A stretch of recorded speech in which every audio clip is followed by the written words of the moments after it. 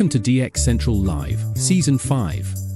We will be starting the show soon, so make yourself comfortable and be sure to join in on the conversation happening in the chat. Also, don't forget to submit your shout-outs so we can celebrate together. The shout-out submission link is in the video description for our live stream. If you aren't already a subscriber, be sure to hit the subscribe button. While you are at it, giving this video a like and leaving a comment are great ways to help out the channel. We thank you for your continued support and look forward to seeing you in just a short while. Now get ready for DX Central Live, Season 5.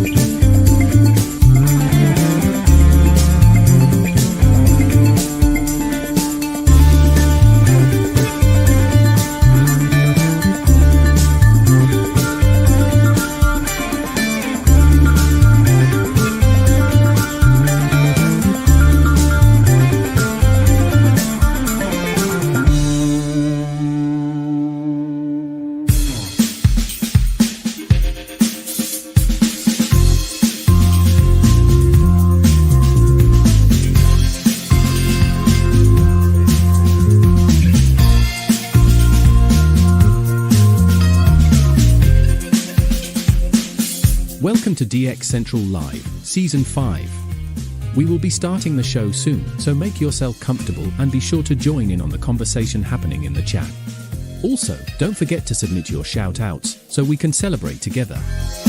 The shout-out submission link is in the video description for our live stream.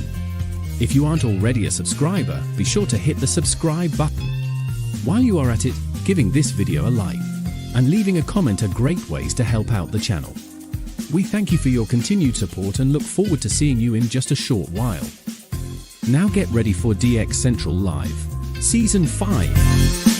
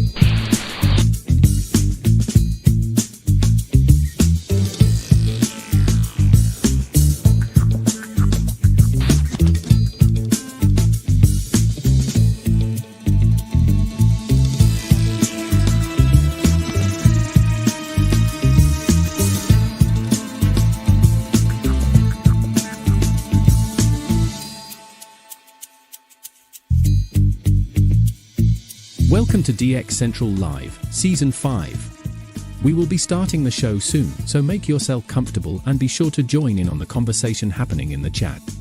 Also, don't forget to submit your shout-outs so we can celebrate together. The shout-out submission link is in the video description for our live stream. If you aren't already a subscriber, be sure to hit the subscribe button. While you are at it, giving this video a like and leaving a comment are great ways to help out the channel. We thank you for your continued support and look forward to seeing you in just a short while. Now get ready for DX Central Live, Season 5.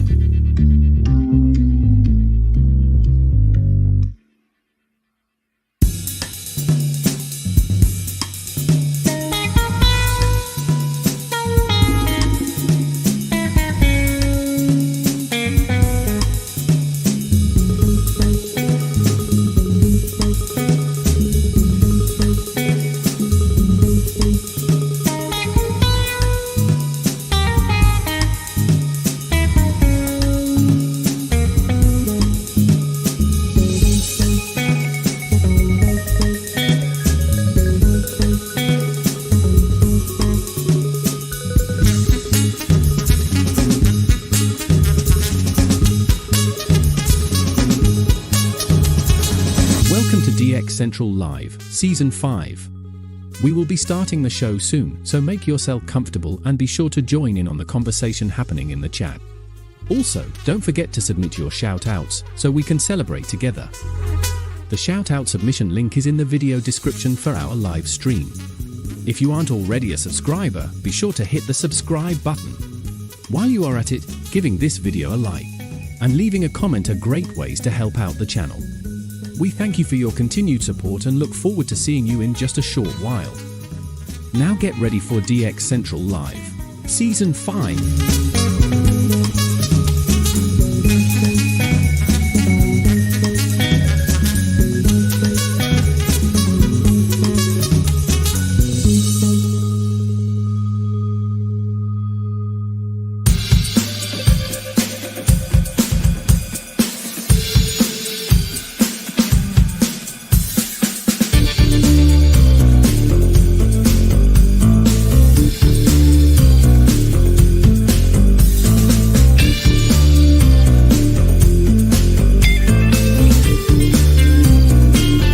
This is DX Central Live.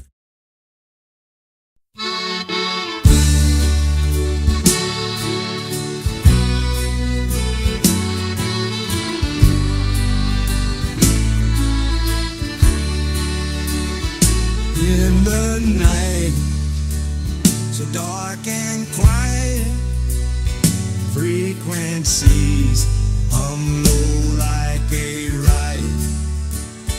Tuning in with all my might, searching for a voice in flight. Cajun air, it holds the sound. Radio waves from town to town.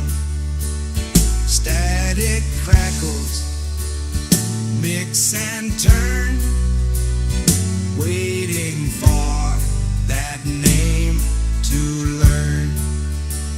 Signal fades, the name's unknown, trying to catch it all alone.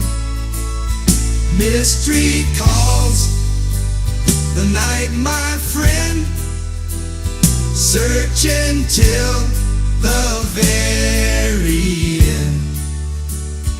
Moonlight dances on the dial, rumbling with that Delta style.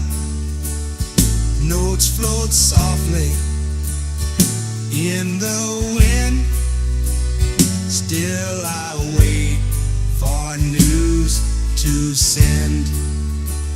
Signal fades, the name's unknown, trying to catch it all alone. Mystery calls, the night, my friend, searching till the very end. Bayou whispers keep me still, craving for that lingering thrill. Misted voices lost in haze, echoes in this southern maze.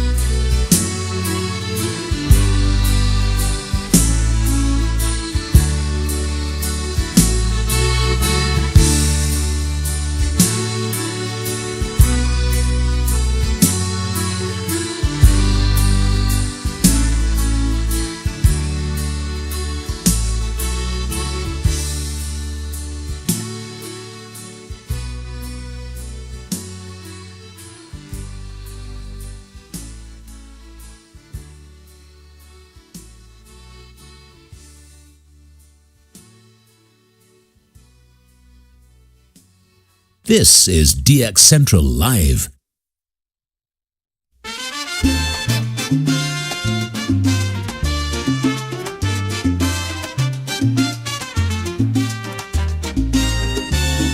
He's got his antenna way up in the air. Dreams of Latin music out there somewhere. Cards in his hand, maps on the wall.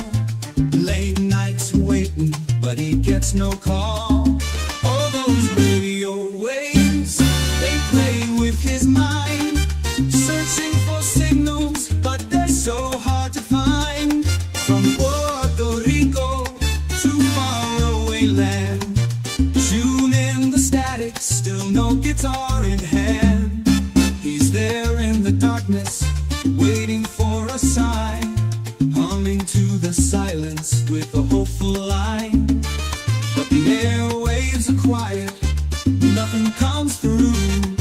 Just another night, feeling deja vu.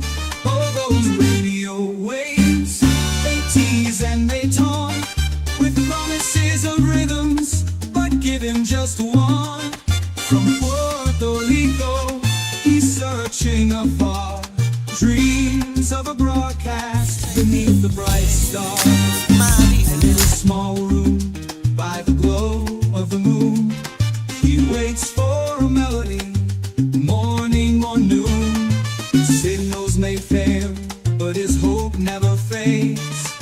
Seeking the music his spirit demands.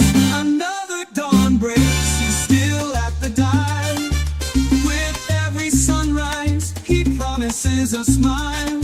From Puerto Rico to faraway land, tune in the static, still no guitar in hand.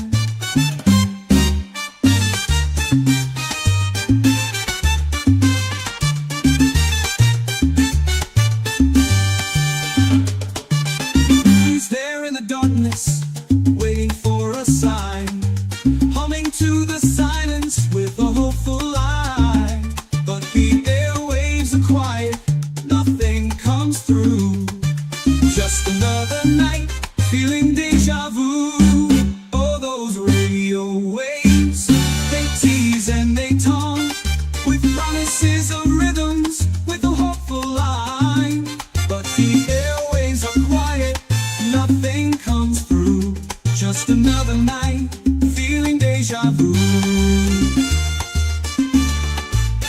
And in his small room by the glow of the moon, he waits for a melody, morning or noon. Signals may fail, but his hope never fades. Seeking the music his spirit demands.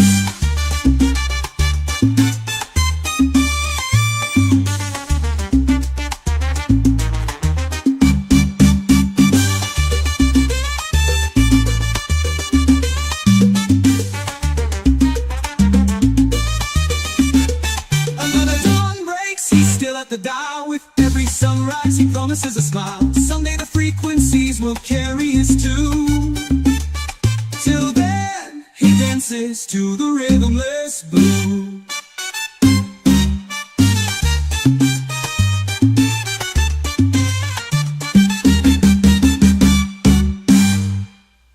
This is DX Central Live.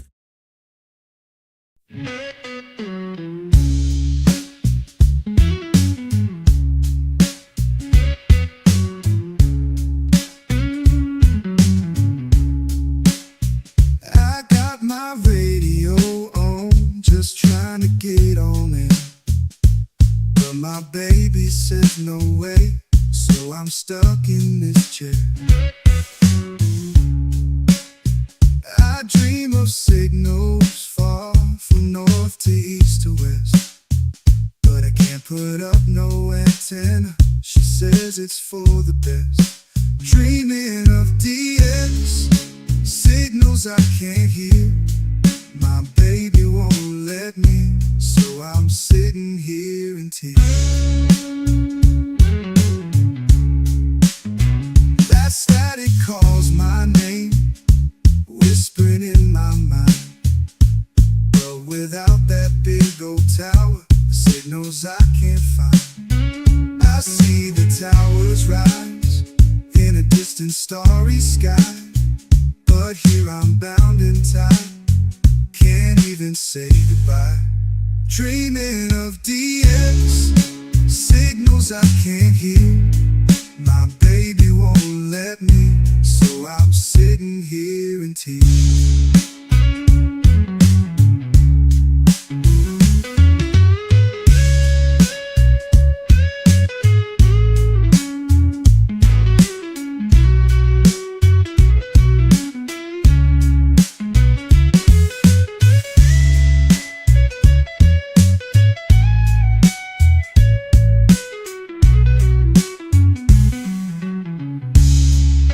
Dreaming of DX, signals I can't hear. My baby won't let me, so I'm sitting here in tears.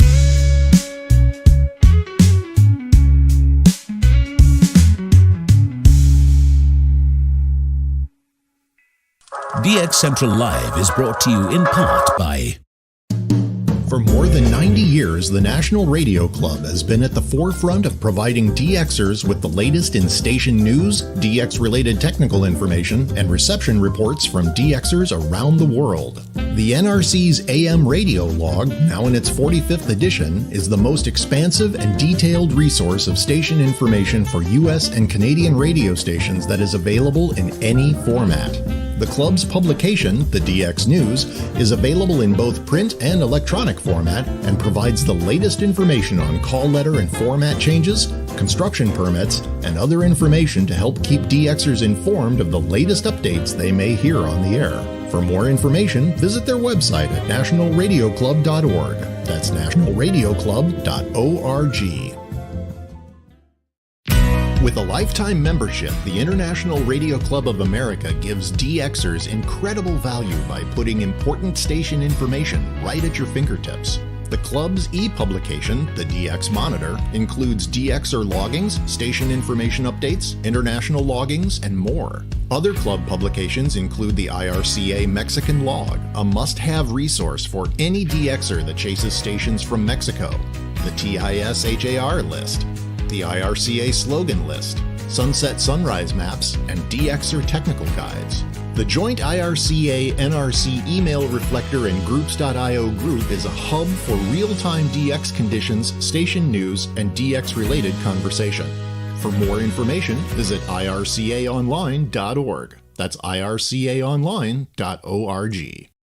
From long wave to satellites, medium wave through HF, ham radio to scanners. If you can DX it, the Spectrum Monitor has you covered. Editor and publisher Ken Reitz has assembled a who's who of radio writers to share their knowledge and expertise from a wide range of DX-related topics. Each month, the Spectrum Monitor's columnists dive into their specialties to give readers tips, tricks, the latest news and station updates, and more. The Spectrum Monitor also provides a monthly assortment of feature articles that give in-depth insight into the past, present, and future of DXing. You can get a full year of the Spectrum Monitor for only $24. Individual issues from the current year are available for $3 each. You can also purchase previous years of the Spectrum Monitor in their entirety for as low as $12. For more information, visit thespectrummonitor.com. That's thespectrummonitor.com.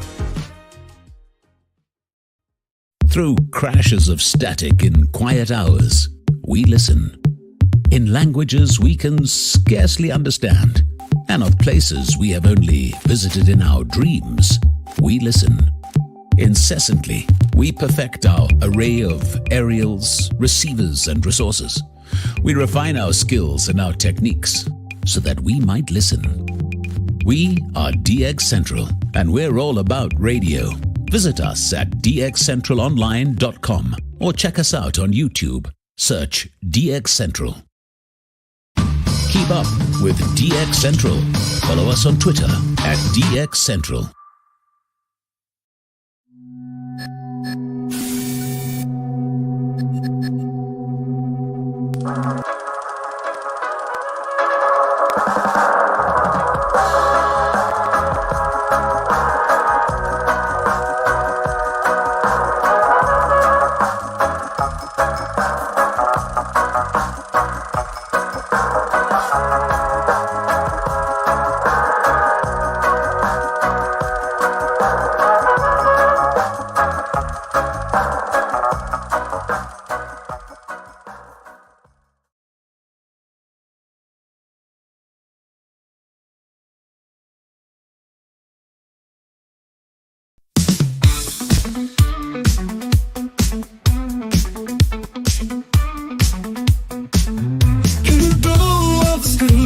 a Friday night.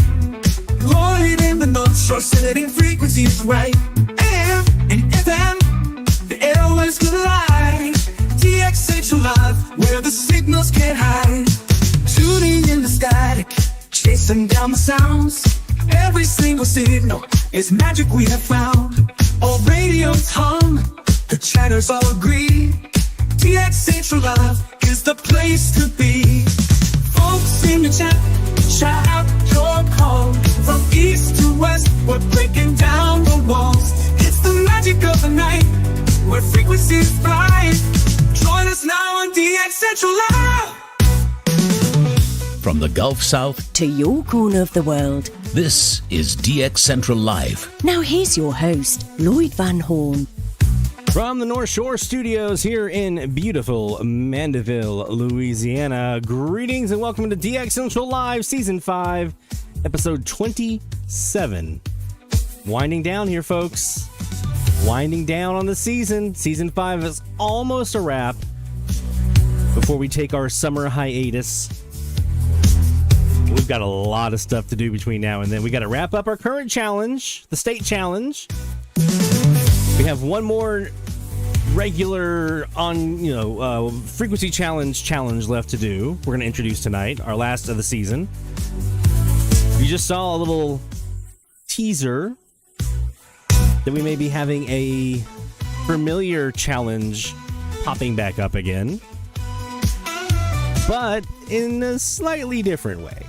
A little tweak to it we're going to make this year compared to last year with the Summer of DX challenge. So we'll be doing that and talking about that as we get closer into our final episode, which will be on May 2nd.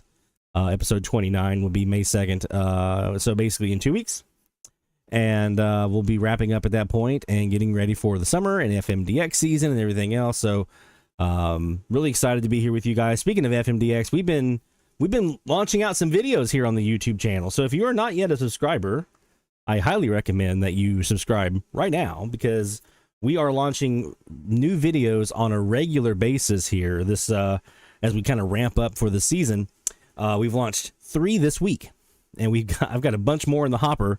I was filming like crazy the other night. I got about 3 or 4 more in the hopper, and then about 10 more to film. So we've got quite a bit of FMDX related content coming your way. I've made a playlist actually to store all of this, and I've also put on there, so it's got our videos that we've done this year, the new series, the getting ready for the upcoming FMDX series. Those are on the playlist. And then there's also on this playlist a bunch of other videos that we've made in years past on FMDX. So how to do the auto logging on the TEF radio, one of these guys, right? Or the portable version, right? How to update your PI codes in SDR console, how to spot an eSkip opening, which we're going to talk about tonight. How to do RDS spy with SDR sharp, how to review recordings in SDR console. All these things are also on the playlist. So we're going to be adding to those, and some of those we're actually going to be updating, because some of them are a little outdated at this point. There's been some evolving technology and whatnot, so we're going to be updating some of those. But the most recent one actually just dropped here at 6 p.m. Central Time, at the top of the hour, it's last hour, and it is devoted to an introduction to the FMDX web server. You guys know we have a new online receiver that we've launched here, part of the FMDX web server network. So we give you the full dive into the web server UI, how to support the cause, and more. And we're actually about to add a second web server here in Mandeville. Just ordered today. It was going to be this one. This was going to be our second one. All right, this TEF 6686 desktop model that we have here. This was going to be our second one. But plans have changed. Turns out we're going to be getting here hopefully soon one of the new headless TEF radios. What is a headless TEF radio? It's basically, it's this, but instead of in the box, it looks like a little SDR, and you have one USB cable. Because right now, if I was to make this into a web server, I'd have to plug this into my computer, and I'd have to run an audio cable out of the back into an audio interface in my computer. Well, not anymore with the headless TEF. I'm just going to run one USB cable, plus it has 2 antenna connections, And so we're going to be able to run 2 antennas on this one that you can switch between as a user. And just got this new antenna, the second antenna we're going to be using for it. We have to put up in the air this weekend. And we'll talk a bit about that tonight because we're actually going to talk about picking an FM antenna. Okay, so all this is getting ready for the FMDX season. It's definitely getting up and running here. Tropo is starting to bubble a little bit here on the Gulf South. E-skip is weeks away. I would expect to start to see some European e-skip probably start over the next week or two. And then who knows when ours will start up. Sometimes it's early May, sometimes it's later May, sometimes it's not till June really. There's always something in May, but not for everybody. So we'll see how long it takes for things to get started here in the U.S. So we're going to talk about picking antennas.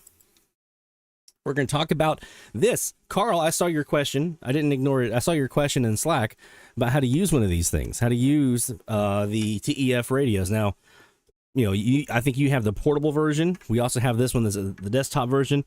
What if I just wanted to use one of these just as a regular old radio? Like if I just wanted to turn it on and DX with my telescopic whip, or maybe I plug an antenna into it, but I just want to listen through here and DX like I normally do with a radio. We're going to talk about how to do that tonight because I think we've not covered that very well. We've been using it for all these other things other than just using it as a radio. So we'll tell you how to do that.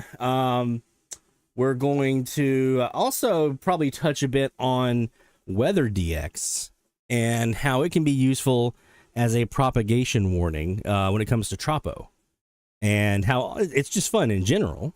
I think it's fun in general, and we actually got a new state this week on weather DX, which was cool. But this will also be a way for FMDXers. You can use the weather band in the US and the 162 megahertz weather band as an early warning for potential FMDX. Not always, but maybe. So we'll talk a bit about that. So, of course, we've got your shout outs to get to, and I'm looking at the sheet. We're already getting quite a bit in. So you guys are already cooking on the DX, man.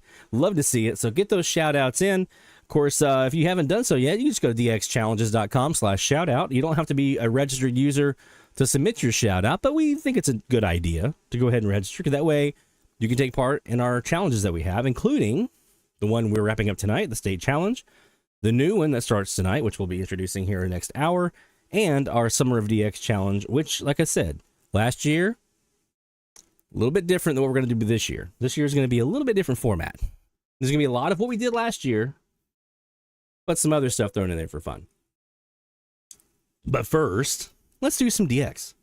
And let's take a look at the AM side of things. I don't know if this will work very well because, let's face it, it is still pretty bright and daylighty outside. Yeah, I'm looking at the band right now. It's not where it needs to be for us to really do any DX on the AM side. So we're going to do just a little bit of a gather around on the FM side and see what we can hear that way. And this live DX session is brought to you by the Spectrum Monitor, thespectrummonitor.com. Thespectrummonitor.com. That's where you want to go for more information about subscribing to the Spectrum Monitor magazine and getting access to be able to get articles on AM and FM DX that we talk about, myself as one of the writers in the Spectrum Monitor. But there's shortwave, pirate stuff, ham radio stuff, scanning stuff, antique radios, utilities, military monitoring, satellite stuff. It's all in there. So if you're a radio enthusiast, right? Think back to the days, those of you who've been around for a while, of Monitoring Times magazines, how we covered everything under the sun when it came to the Spectrum, right? Well, this is the Spectrum Monitor, so it's the same kind of thing. So it's $24 a year for a subscription, and you get an entire 12 months with that $24. You have access to the entire year of issues, and or you can do an individual issue at $3 an issue. So thespectrummonitor.com. All right, I'm actually going to pull up here. We're on our interface right here, our FMDX web server, but here is a look at the band live right now. This is on our ELAD FDMS3 with our brand new log periodic antenna. I mean, come on, guys. That was a tense afternoon of getting that up in the air at 33 feet. I don't mind telling you. We'll relay the story of what had to happen on that one in the next hour. But getting that log periodic up at 33 feet, It's not easy. Not easy at all. So we got it up, and so now we're DXing off of our log periodic antenna. It's a 4-element N of antennas, log periodic, which gives us a nice uniform gain and front to back ratio profile over the entire FM band from 88 to 108. And so you should see whether, like my Yagi was really, really good in the middle of the band around 102 megahertz, but it wasn't so great on the low end of the band.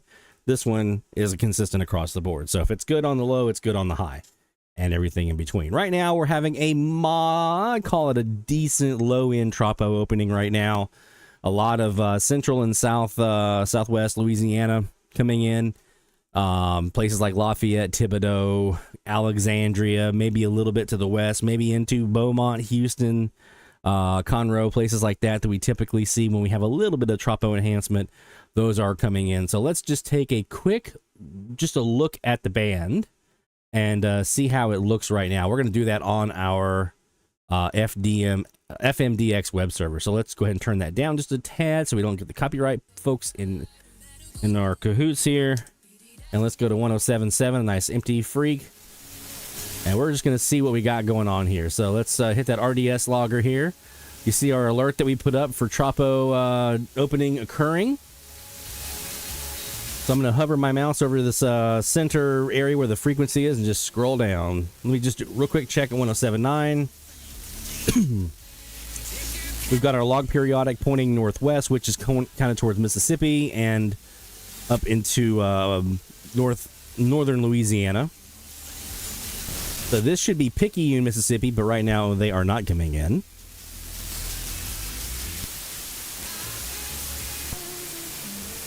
Here is a local K-Love station here in the New Orleans area, 107.5 KNOL. We got 107.3. This is probably the beat in Pensacola, if I had to guess. WRGV, yep, Pensacola. So that is them.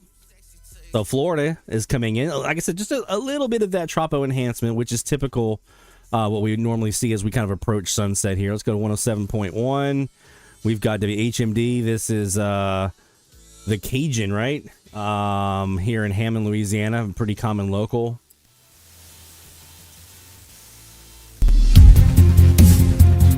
DX Central Live, top of the hour alert.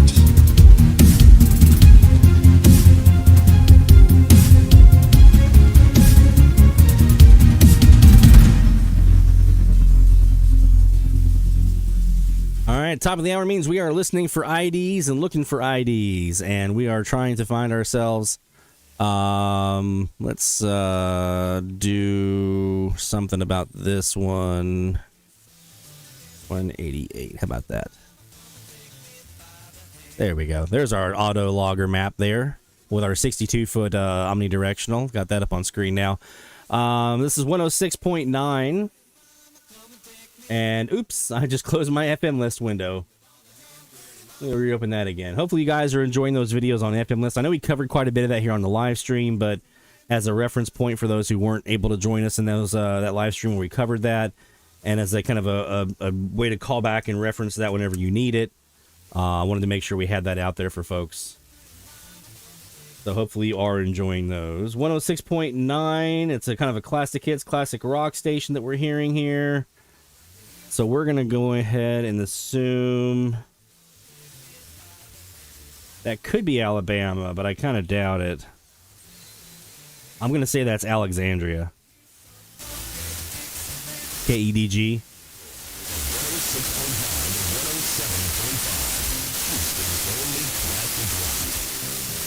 All right, it's Houston. That is KHPT, the Eagle, 106.9, 107.5. Now, again, we're pointing northwest, so we're pointing a little away from them, but we're still getting them in here on the side of that log periodic. 106.7 is a local in Port Sulphur, Louisiana. We got Q 106.5 here in New Roads, Louisiana. 106.3, this should be a K-Love. And that's in Thibodaux, KLXH. That's who I would assume that would be. Yeah, that's them. 2F69 is their code. We should be getting that here in a sec as they come in a little bit better. And this is, again, this what you're listening to right now and seeing on the screen. This is off of our TEF 6686 radio. They are super, super sensitive, really great RDS decoders. And there are times when I hear things here better than I do on my ELAD. And they're both running the same antenna. But there are times when this TEF works better than the ELAD. Believe it or not, the ELAD gives me that broadband recording, or I can do the entire FM band at once, but for live DX, one frequency at a time and kind of thing, this TEF radio is not too shabby. Here we go. Let's see the ID. Louisiana's positive, encouraging KLOL. 106.3 KLXH. Thibodaux, Houma. 92.7 Baton Rouge. 107.5 New Orleans. Everywhere. KLOL.com.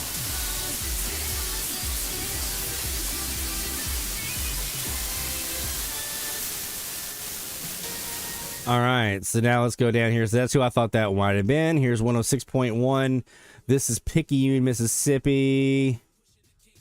Used to be a country station. Now it's Heaven 106. Now they changed some of those around. 105.9 used to be the Monkey.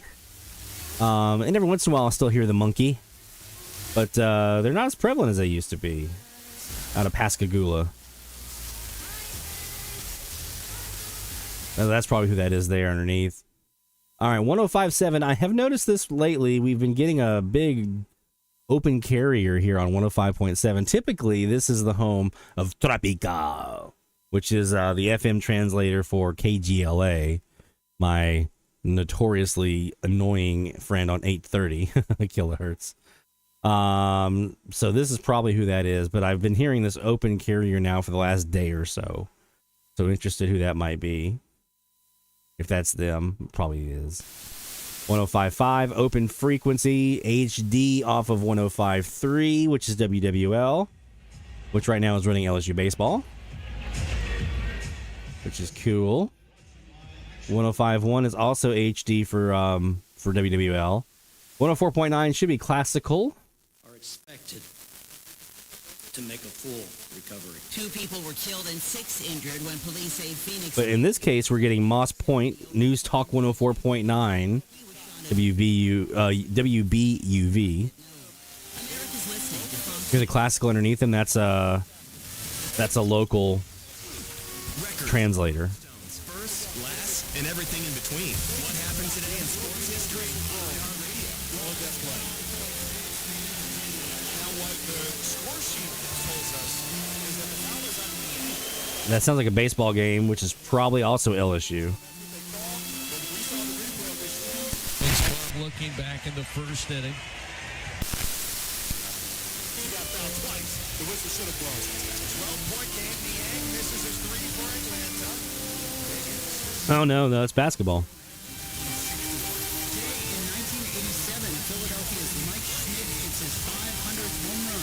That is a basketball game. 104.7 is Franklinton, North Carolina. The call sign is... I don't remember. The highway, I think, is the slogan, though. But that's out of Hammond / Kentwood, Folsom, up that way.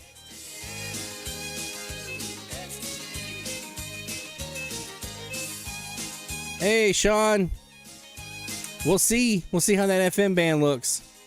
Or AM band here in a bit when we get the sunset. Right now it's a little early. So we're trying some FM here for a second. All right, let's see if we can get an ID here. Sometimes we're not good about it. IDing. The Highway 104.7. So there you go. That's the first couple of first 3 megahertz there, the top end of the band.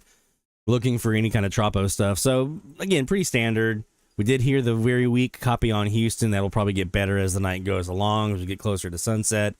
But that should get us at least nice and started here with some FM here on the night. If we map what we heard right now, as far as what it was able to recognize because of RDS decodes, these are the RDS decodes that the server was able to recognize. So there's that Pensacola station. It's Mobile, Pensacola. So yep, that's that. We did also, like I said, hear a station over here in Houston, but we didn't get an RDSD code, so it was pretty weak. It'll come in better later on as this evening goes along. Let's do a quick break, and when we come back, we're going to talk about some more FM stuff. Like I said, we're getting you guys ready for FM season. So we're going to talk a bit about picking an FM antenna. Okay, that's a popular topic, a popular question I've seen on some of the comments in some of our videos, social media. What antenna should I use? So we're going to talk a bit about that, some of the pros and cons of different kinds. And we're also going to talk about how to spot an opening. How do you know when the DX is there, whether it's Tropo or E-Skip? How do you know when to go look, right? Because if the conditions aren't great and they're not there, then I'm going to go listen to the same stuff I always listen to, right? So I want to know, how do I find the DX when it comes to the FM band? So we're going to talk a bit about that and a whole lot more. So don't go anywhere, my friends. More DX Central Live is heading your way right after this. We'll be right back. DX Central, because we're all about radio. Visit us at dxcentralonline.com or check us out on YouTube. Search DX Central. DX Central Live is brought to you in part by... With a lifetime membership, the International Radio Club of America gives DXers incredible value by putting important station information right at your fingertips. The club's e-publication, the DX Monitor, includes DXer loggings, station information updates, international loggings, and more. Other club publications include the IRCA Mexican Log, a must-have resource for any DXer that chases stations from Mexico, the TIS HAR list, the IRCA slogan list, sunset sunrise maps, and DXer technical guides. The joint IRCA-NRC email reflector and groups.io group is a hub for real-time DX conditions, station news, and DX-related conversation. For more information, visit ircaonline.org. That's ircaonline.org.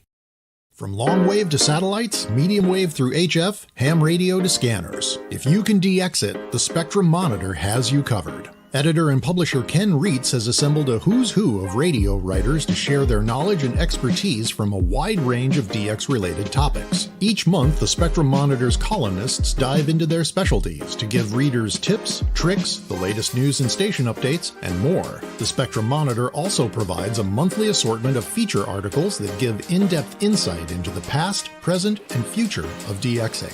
You can get a full year of the Spectrum Monitor for only $24. Individual issues from the current year are available for $3 each. You can also purchase previous years of the Spectrum Monitor in their entirety for as low as $12. For more information, visit thespectrummonitor.com. That's thespectrummonitor.com. For more than 90 years, the National Radio Club has been at the forefront of providing DXers with the latest in station news, DX-related technical information, and reception reports from DXers around the world. The NRC's AM radio log, now in its 45th edition, is the most expansive and detailed resource of station information for U.S. and Canadian radio stations that is available in any format.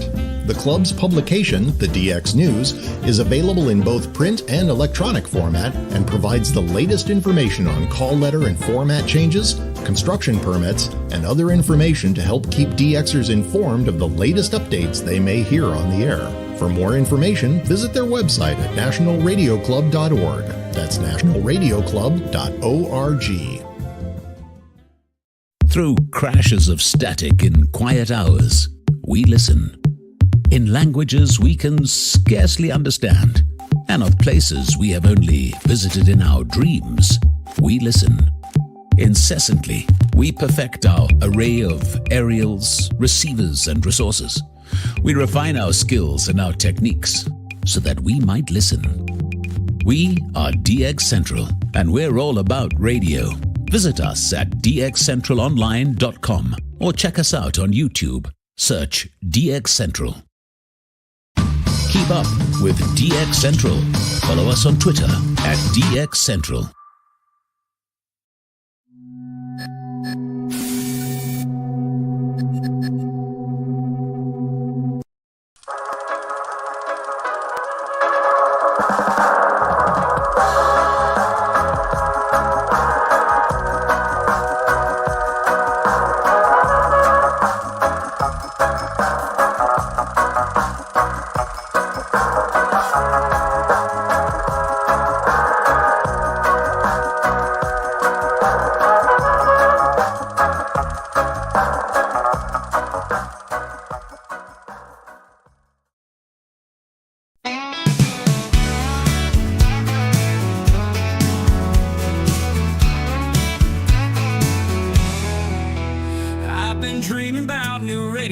radios down at the hardware store.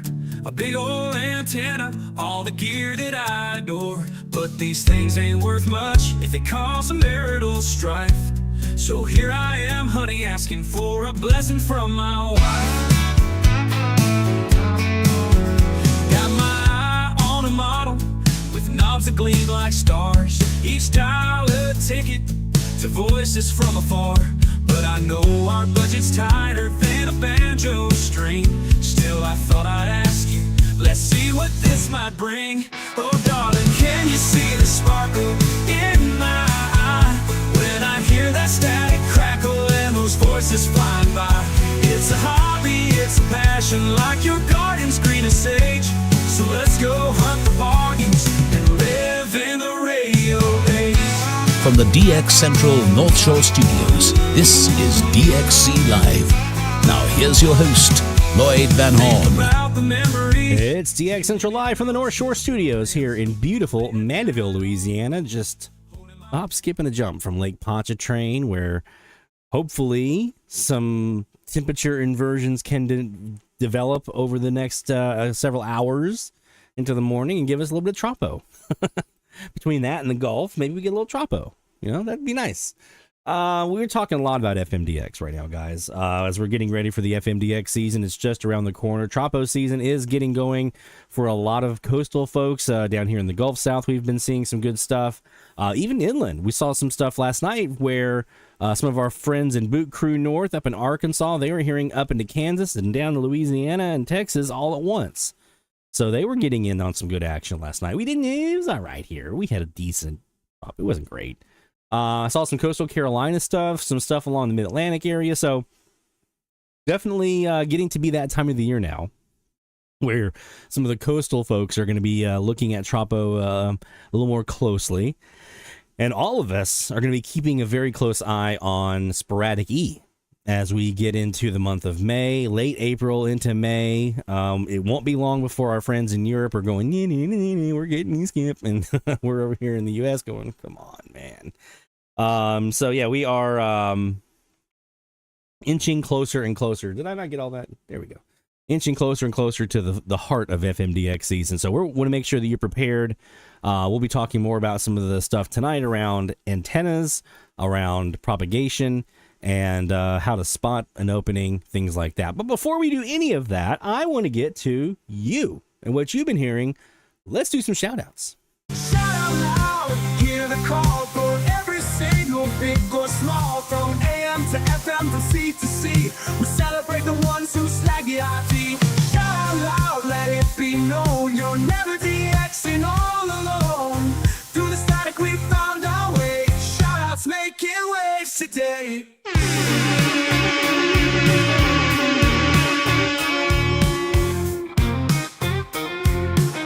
All right. Shoutouts, dxchallenges.com/shoutout. That's where you want to go. So you can submit your own. Let us know what you've been hearing. We want to hear AM, FM, weather DX, TV DX. Did you get some new gear? Did you put some gear up? Did you replace some feed lines or maybe an antenna or something? Did you do a band scan for FM season and get ready? We just want to know what you've been up to. We'll pat each other on the back and talk about how awesome we are as DXers. How about that? Let's start with our friend Stuart up in Michigan. Let me zoom in here a bit on our list here. Stuart up in Michigan writes, nice catches, new catches rather, from the open air seating area on the top floor of my apartment complex where I did my dead band scan. Not actually the roof, by the way. I joked around that it was like, hey, come on, man, be careful up there on the roof, but he wasn't actually on the roof. During the first Tropo event of the season. On FM, got some new stations. 93.3 WBTU in Kendallville, Indiana. Fort Wayne, Indiana, and Magic 95.1 WAJI came in. Also WKXA in Findlay, Ohio on 100.5. 102.1 T102 WIMT in Lima, Ohio. And Grand Rapids, Michigan Radio 104.1 WVGR. First clear reception from B93 on 93.7 WBCT is I swear to you, every station on 93.7 calls themselves B93. It's a thing. Every station calls themselves that sits on B93. I swear it's not really. They don't really, but it feels like. I've lived in like 4 different markets where the 93.7 FM called themselves B93. Back to first clear reception from B93 in Grand Rapids, Michigan. Also from Grand Rapids. All 3 of these here are Grand Rapids. Mix 95.7 WLHT, Star 105.7 WSRW. On the NOAA weather side, first clear reception from WXJ 93 on .4, from Cridersville, Ohio, from the .525 in Mount Pleasant, Michigan, KZZ 33. So got some weather DX going on, and 440 ham radio is flaring up for him as well. I'm so used to just radio station call signs.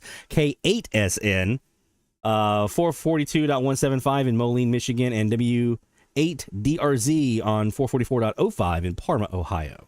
So quite a bit of new stuff there for our good friend Stuart. So we're going to give you the log saw, my friend.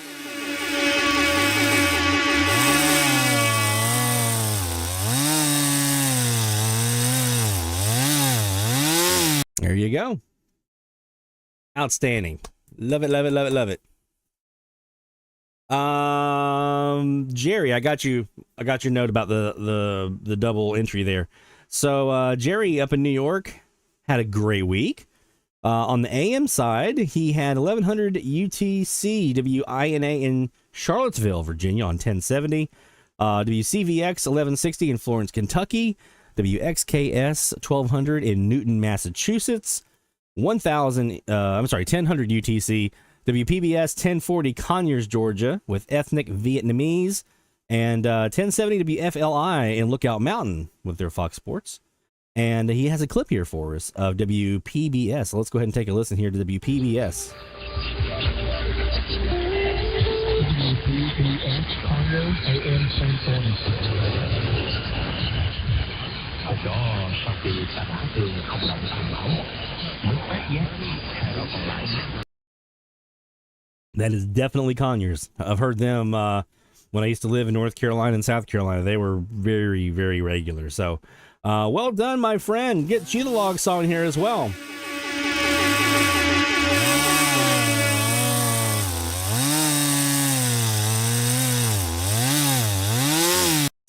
Awesome job, Jerry.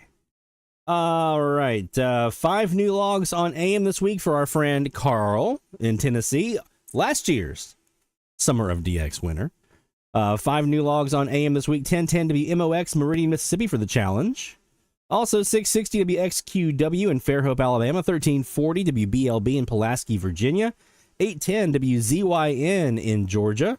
1310 WSLW White Sulphur Spring, West Virginia. This brings my totals to 1,017 AM stations. My goal is to get to 1,025 by the end of Season 5 of DX Central Live. So you got till May 2nd. May 2nd to add 8 more stations to the logbook, my friend. I know you're going to get there. And by the way, he's doing those largely with portable radios again, guys. He's just going at it.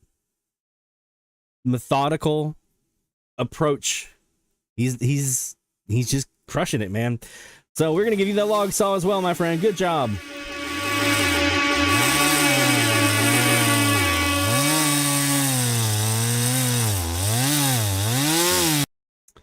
Well done, Carl. Let's see, 1, 2. We've done 3. We've got 1, 2, 3, 4, 5, 6 more. 9. So we'll do 1 here, and then we'll come back. Let's do 2 more, and then we'll come back and do the other 4. How about that? Our friend Barry, also in Tennessee. Barry Bankston, our perennial medium wave frequency challenge top dog. Because he has a tremendous setup there in Tennessee, a nice quiet location, and he's got time, which is, I'll tell you what, I have come to realize how important time is when it comes to DX. When you don't have it, when you don't have the time to DX, it doesn't matter how great your antenna is or what SDRs you have sitting there. But if you don't have time to DX, your logbook sits there just gathering dust. Well, he's got all 3. He's got a great antenna, great receivers, quiet location, and he's got time. So he gets stuff like this. Earlier in the week, was hearing music on 1640, but I couldn't ID the songs or genre of music. Finally, at 840 UTC this morning, I was able to match a Mexican cumbia song to the live stream of KDZR. The bass guitar on this music really cuts through the noise and stands out. If you don't know who KDZR is on 1640, they are in the state of Oregon. One of my 2 out west that I still need. That's his second Oregon station, and a nice high note getting ready to close out the medium wave season. And it also made for a nice one for the challenge, too. He also has a clip here, so let's listen to KDZR on 1640 from Mr. Barry Banks. I'd like you to comment, if you would, on whether these changes have brought the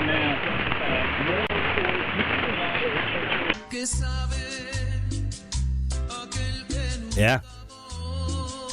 Yeah, that definitely cuts through. That absolutely would definitely come through. I mean, I heard it on both there, right? Heard the on the signal, and then the live stream matched it up nicely. So well done, my friend. That is another new log for our friend Barry Bankston.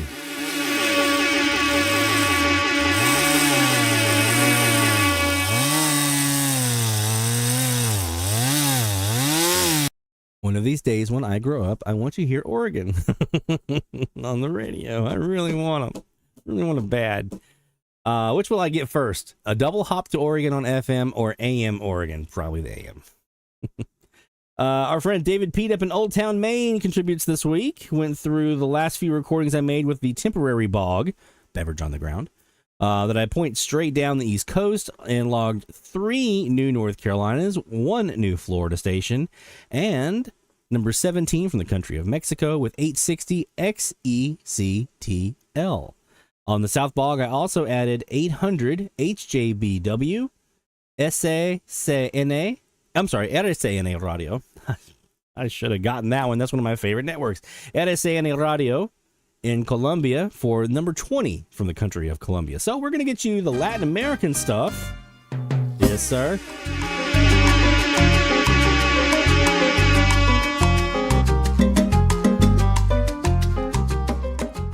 And we're going to saw you a log. How about that? Get that log saw going on.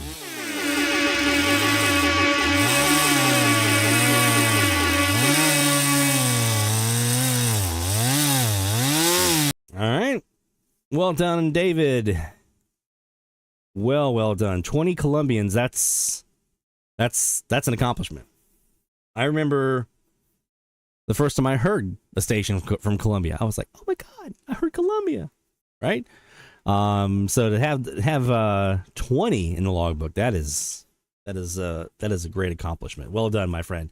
We've got more challenges. I was reading one thing and saying another. We've got more shout outs to get to here from John in Delaware, David in Georgia, Tom in Indiana, and Jacob in Minnesota. And Jacob, I don't think you noted it in your entry, but that's a new country, bud. That first one that you have in there, that's a new country. So we're going to get you the passport stamp on that one.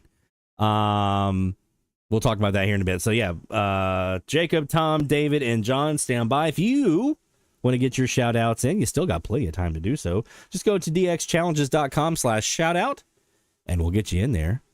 And like I said, you don't have to be registered to do that, but it's a good idea to go ahead and do so because we have a challenge going right now.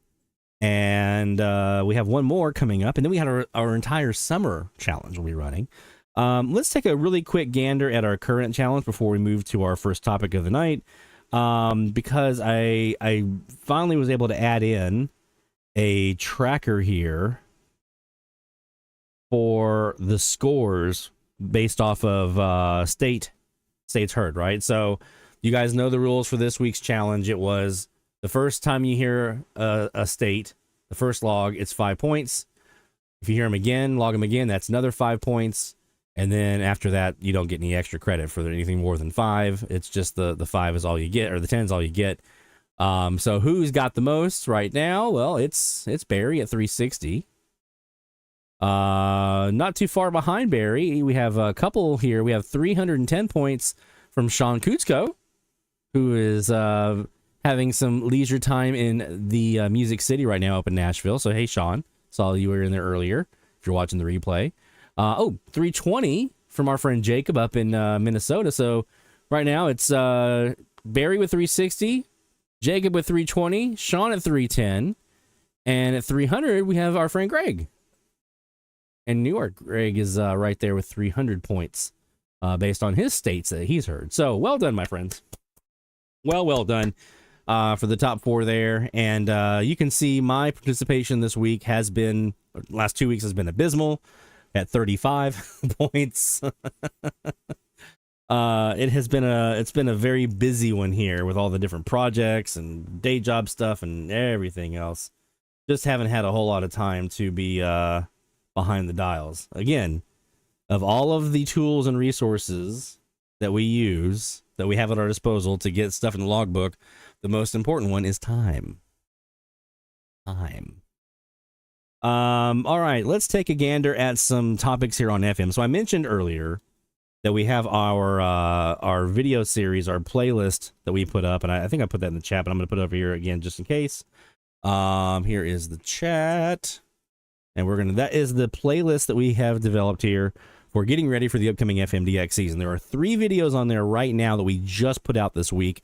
The first one is the overall introduction to FM list. Let me go ahead and put this on the screen here. Here up top, there we go. We have the overall introduction to FM list, where we do the basic walkthrough of some of the basic functionality that's there.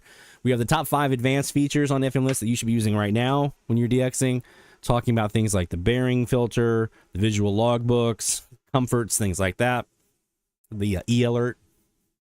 And just today, 44 minutes ago, we posted, was it 44 minutes ago, probably? About an hour and a half ago, an introduction to the FMDX web server. So looking at the UI for this guy right here, the web server, and how you can interact with it, whether you're using ours or anyone else's, some tips and tricks and things like that. As I mentioned, there's some older videos in here as well, and we will be adding more. I'm going to add another one this weekend. I'll give it a preview to you guys who are watching the live stream. It's going to be on the WTFDA, specifically the WTFDA station database and WLogger. That's going to post this weekend, probably tomorrow is my guess.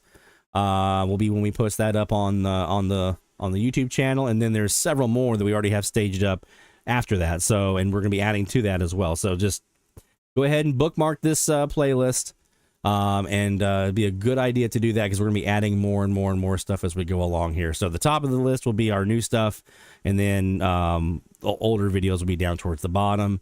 That includes things like here, how to do the TEF6686 auto logging, how to spot an e-skip opening, updating your RDS data in console, and so forth. So definitely recommend taking a look at those videos to get you ready. So let's talk a bit about one of the more common questions that I see out there in social media, and this is regardless of what kind of DX you do. It could be shortwave, ham radio, scanners, AM, FM, it doesn't matter what kind of DX. There are 2 questions that always resurface, come back up on a regular basis. Number 1, what's the best radio for insert DX here? Number 2, what's the best antenna for insert DX here? And there are variations of that. Sometimes that what's the best antenna may be what's the best antenna for this radio, or what's the best radio for this antenna, right? But it kind of varies in there around like what their interest is, right? So for FMDX, it's a topic that up until recently was actually kind of frustrating. When I first got back into the hobby on the FM side back in 2020, when I was launching DX Central, I had not really done a lot of FMDX for the past probably 10, 15 years. When I got back in 2020, I was doing it a lot in the 90s and then kind of walked away from it, did a lot of AM, but hadn't really got back into FMDX yet. So when I got back, I was very frustrated to find how difficult it was to find FM antennas of any quality, at least.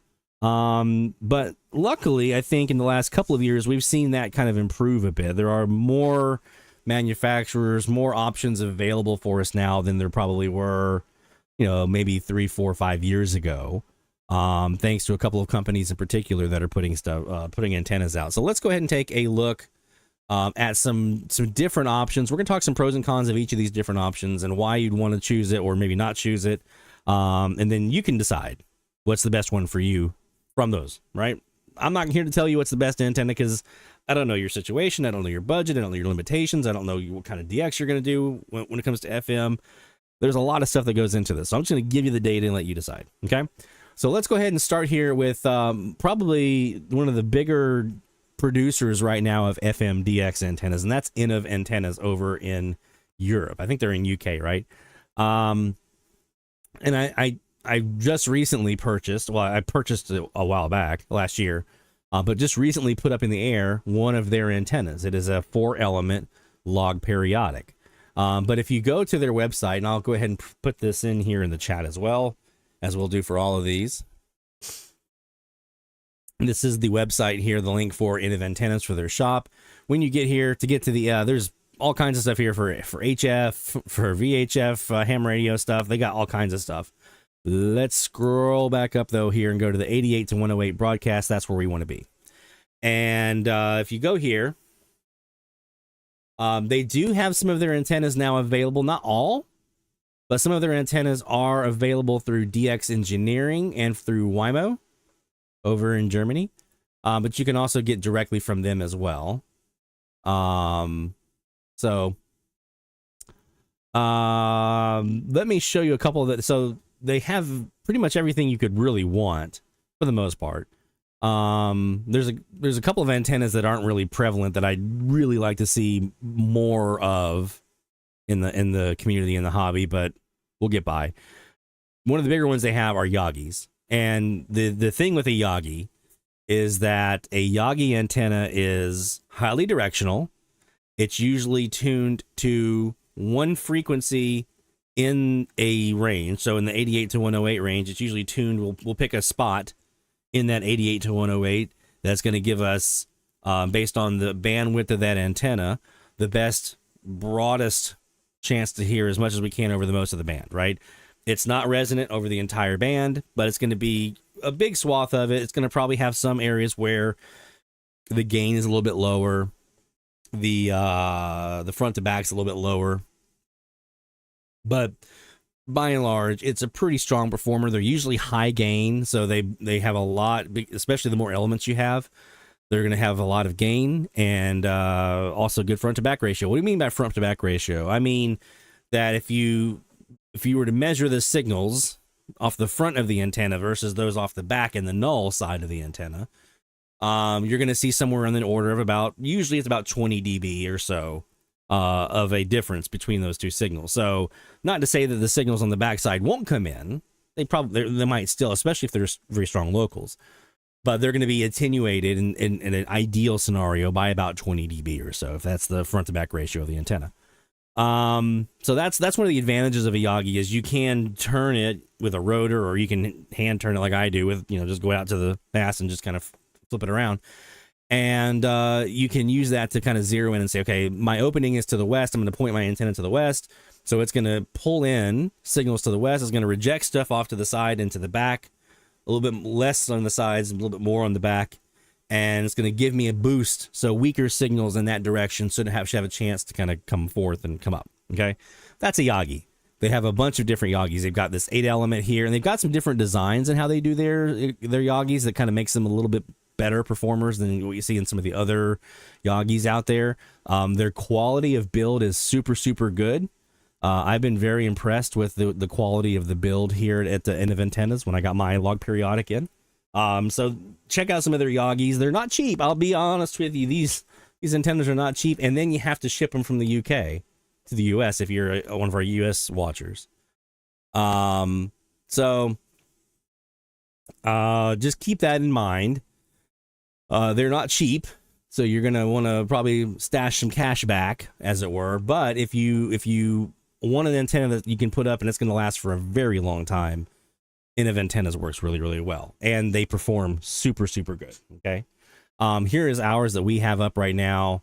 This is the 4-element log periodic. And what a log periodic basically means is how we just talked about the Yagi, right?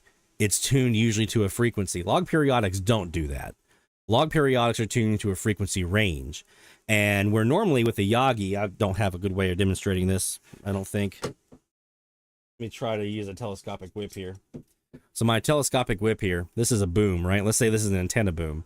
And a Yagi, you're going to have a long element here in the back that's a reflector, sitting on that boom. And then you're going to have another element. They're all spaced out a certain number of ways, depending on how many elements you have. And then the front element up in the front is called the director, and that's kind of like pointing in which direction you're going to go and so forth. So they're actually, all those elements are sitting on the boom. They cross over the middle point of the boom, and they kind of sit there and they go all the way down.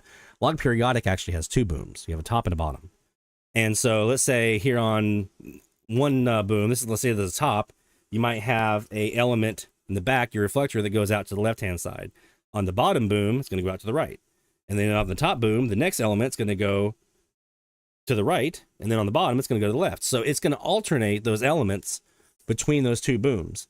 And what that actually allows that log periodic to do, based on the way it's designed, is it gives you a more broadband approach. So rather than having a spike in that 88 to 108 range, where this frequency, it performs better than anywhere else, it actually is pretty flat across the entire band. And so if you look here, you scroll down, you'll see typically it's about a 7 dBi gain, which is a little bit less than a typical Yagi, okay? But that's across the entire band, where the typical Yagi might be 10 to 12, let's say, dBi, but you're going to have some parts in it where it's lower. Some parts a little bit around that peak, but some parts are going to be a little bit lower.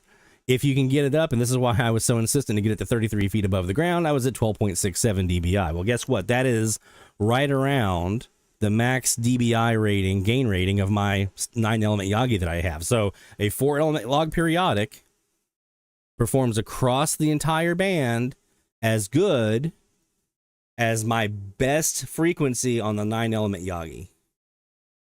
That's why I put this antenna up for my ELAD. Because this is just, it's so broadband over the entire course of the band. So this is a plot here for 88 megahertz. Okay, you look at this right here. This is your forward gain, kind of your forward part of your pattern. It's going to show you your signal strength in that direction. You have these nulls here off to the side, and then a null here on the back side, and a little bit of a lobe here, and a little bit of a lobe here.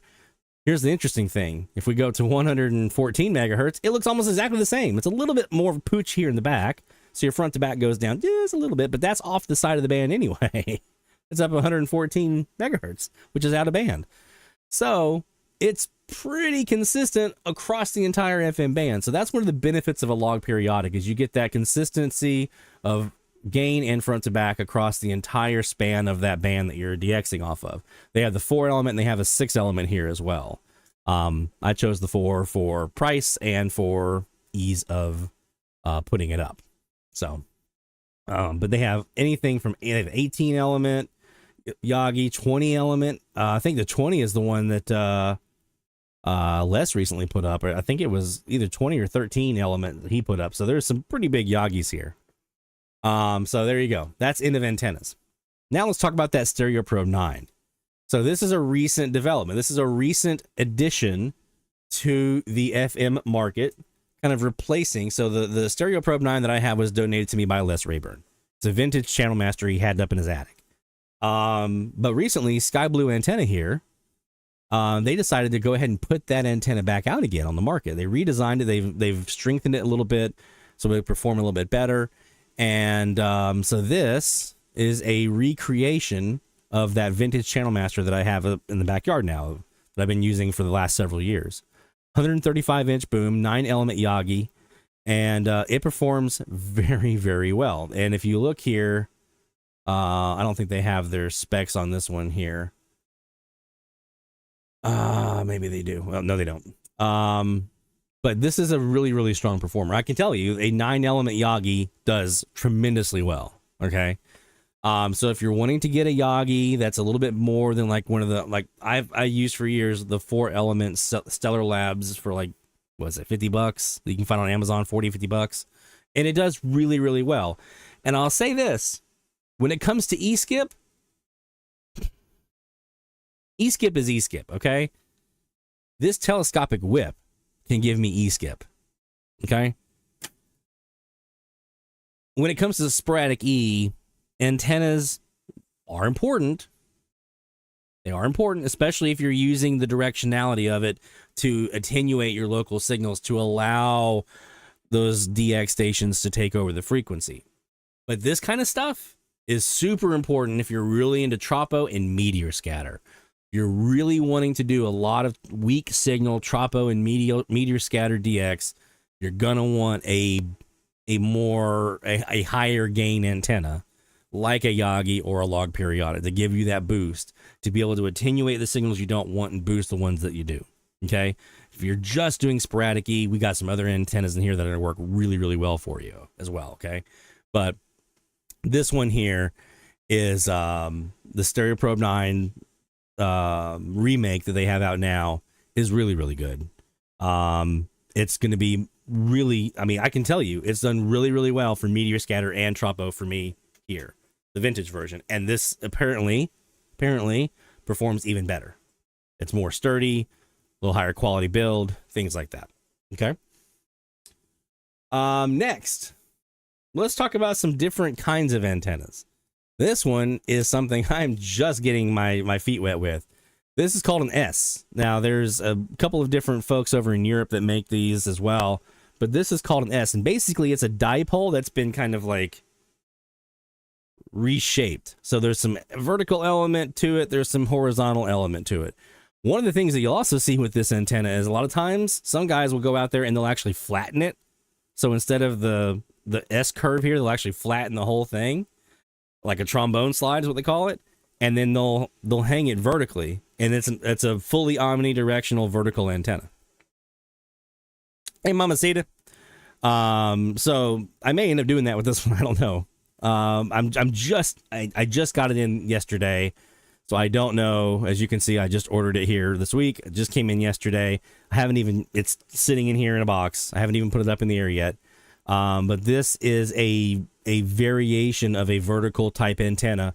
The reason I got this is I saw that there were a lot of the guys over in Europe that were doing the headless TEF, where you can do the horizontal or the vertical. Their horizontal was like a Yagi, their vertical was one of these. So the guys in Europe swear by this. And let me tell you something, if they're doing it in Europe, it's something to be mindful of, because they are really serious about their DX. So if super serious European DXers are okay with this antenna and say it does the trick, I'm willing to give it a day in court. So we're going to do that. We're going to try this out, see how it does, and I'll let you guys know. But this is another antenna that you can try. I don't have a lot of stuff to tell you about how it does because I just got it. But like I said, the guys in Europe, they swear by it. This one I can tell you, and I know we're at 42 here. This one I can tell you. This is a omnidirectional, quote unquote, omnidirectional. It's not completely omni, but it is a omnidirectional-ish antenna. We'll go ahead and copy the link here. And it's basically the same premise, but instead of a long, skinny trombone slide or the S curve, they've rounded it. Okay, now this does have a bit of a cardioid pattern where there's a little bit of a null on one side, but it's fairly omnidirectional, and it's fairly flat. It's not going to give you a whole lot of extra gain, but it's also it's going to give you a good look at most of the sky. So this is a really good E-skip antenna. I feel like this is a really good, and this is what I use for my portable DX as well. This was up in the air for a long time on my autologger at 21 feet or so, but I've replaced that since then. This is what I use for my portable DX, but this is a good one. This is a good antenna that you might want to check out. It can be used indoor or outdoor. The Winegard HD 6010 turnstile antenna. This is my autologger, my 62-foot high autologger, and I've basically, you see how it's kind of mounted here? It's kind of that turnstile approach. I've flipped it with some rope up in the air, and so it's an X now. And that supposedly gives you a little extra gain if you flip it kind of on its side like that. I don't see that anybody has it available right now here on Amazon. You may just do a search for this model number, Winegard HD 6010, to see what you can find. But this is what I currently am using on one of my autologgers, the one that's at 62 feet, and it works really, really, really well. And I've been noticing the Rabbit Ears website's been a little slow today. I guess everybody's getting ready for FM, so they're watching it a little bit more, so it's running a little sluggish. But it does a really good job, I'll tell you that. We'll get it again later on. but it does a really, really good job. So we've talked about Yagis, we talked about log periodics, and a couple places to source those. We talked about the omnidirectional stuff. We talked about like the vertical S. We talked about the round one. We talked about the turnstile here. The next one here that I'm going to talk about is, last one probably, is the center fire dipole. So this is just a straight dipole. You have a little mount that comes out to the side. You got an element that goes up and an element that goes down. I've got one of these at 21 feet on my other autologger, and it does great. It hears stuff that the 62-footer won't hear sometimes. And that might be because of the vertical orientation, because sometimes that vertical works better than the horizontal in some cases. But this is one that I have up right now, and it's super cost effective. I mean, it's like $50. And there you go. You just choose your band you want it to be for, $50. There it is. And you can see here what it looks like.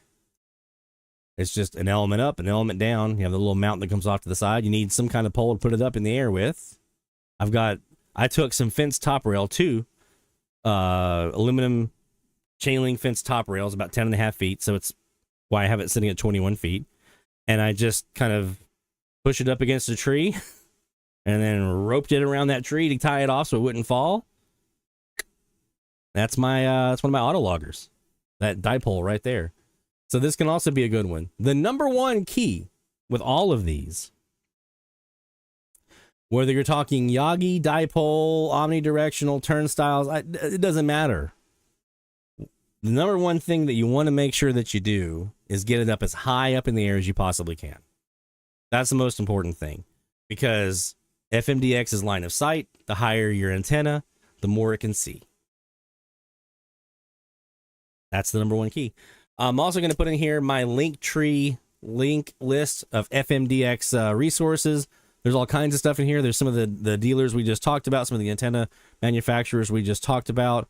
SDR stuff is in here. There's all kinds of stuff. So I would definitely bookmark this. I'm about to go through and update it for this year. I haven't looked at it since last year. So I'm going to update that for this year and get some more stuff in there. But definitely bookmark that Linktree. It's going to be my source for everything FMDX in one spot.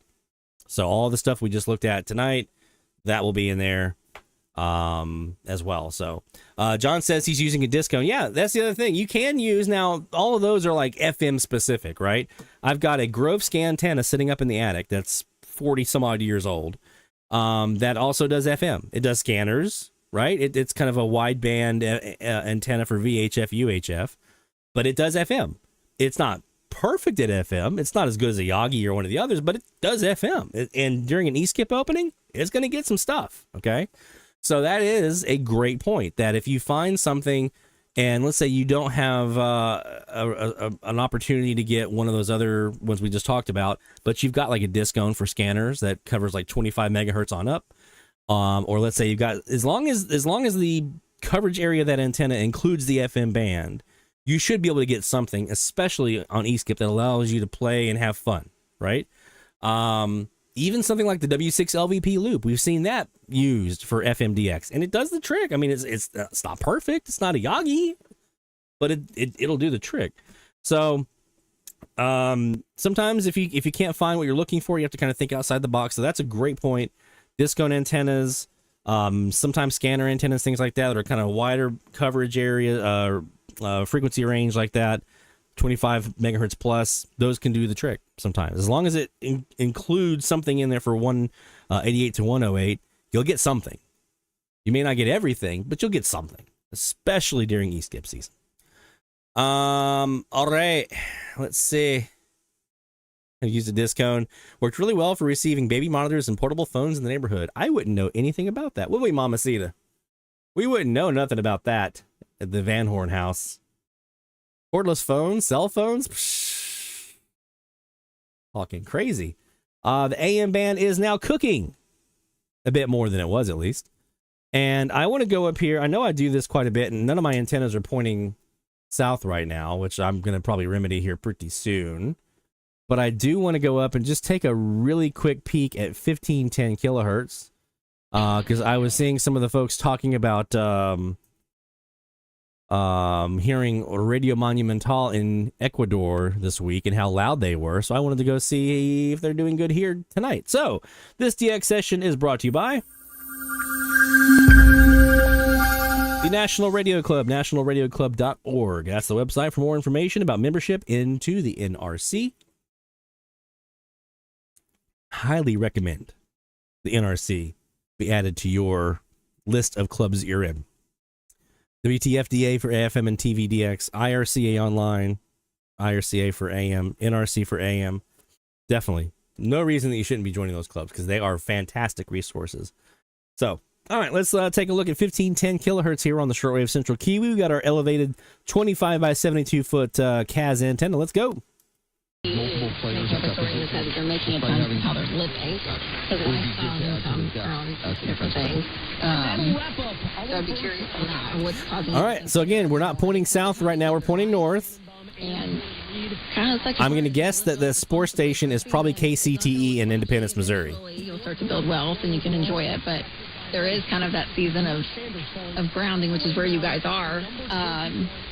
But if you know the number and you're like, oh no, they make $500,000 or whatever crazy a year. I mean, I've learned, John, when moments like that come up for me, and it's not income necessarily, it could be, but I don't.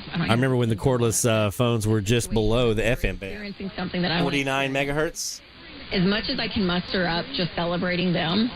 It's and yeah, there were no secrets in our neighborhood either. Off of me. My eyes are off of me, and you can just be excited for somebody. Yeah. Right? It was what it was. And it doesn't always come easy, I don't think. Interesting conversations, to say the least. For them, and hopefully maybe they're in a great career that's helping other people or something. I don't know, that you can find like the silver lining in what they're doing and being excited. But the fact that you're being triggered constantly, I'm wondering, your level of contentment is obviously not fully baked, right? Yeah, I have found that. So that's probably WLAC. Pull the string that's attached to that story. You know what I need to do? I just realized. It's that time. We have to announce our new frequency, our last challenge of the year.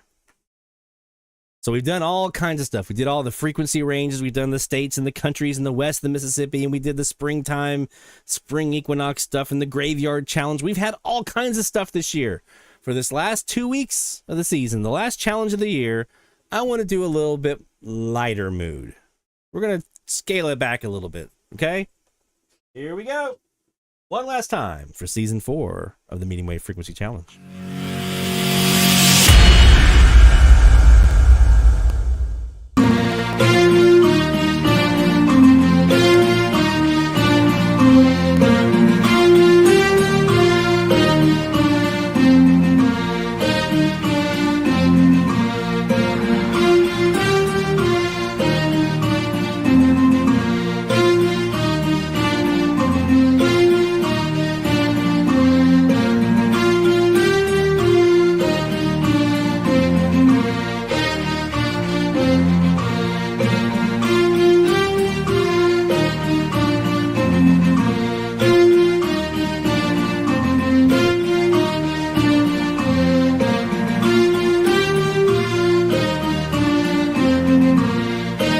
Okay, I've had that stuck in my head for days now, and so it's your turn. So what we're going to do here with the Medium Wave Frequency Challenge, last challenge of the season, the Alphabet Challenge. What we're looking for is you take the prefix of the call sign. Now, this is for U.S., Canadian, and Mexican stations only, okay? You take your prefix of your call sign, which in the U.S. is W or K, and you take the first letter after the prefix. That's what you're trying to do. You're trying to get A through Z using that first letter after the prefix. So in the U.S., it's after the K or the W. In Canada, it's after the C. In Mexico, it's XE or XH. Wait a minute. Did Lloyd just say XH? Yes, I did, because we're doing AM and FM. We're doing both. We are doing both. Now, FM catches don't count for AM, and AM catches don't count for FM. So if you have an A to Z for FM and A to Z for AM. So you're trying to get, again, the first letter after the prefix of the call sign. That's what you're trying to do. You want to get one of every letter of the alphabet. But wait, there's more. There's also a bonus challenge.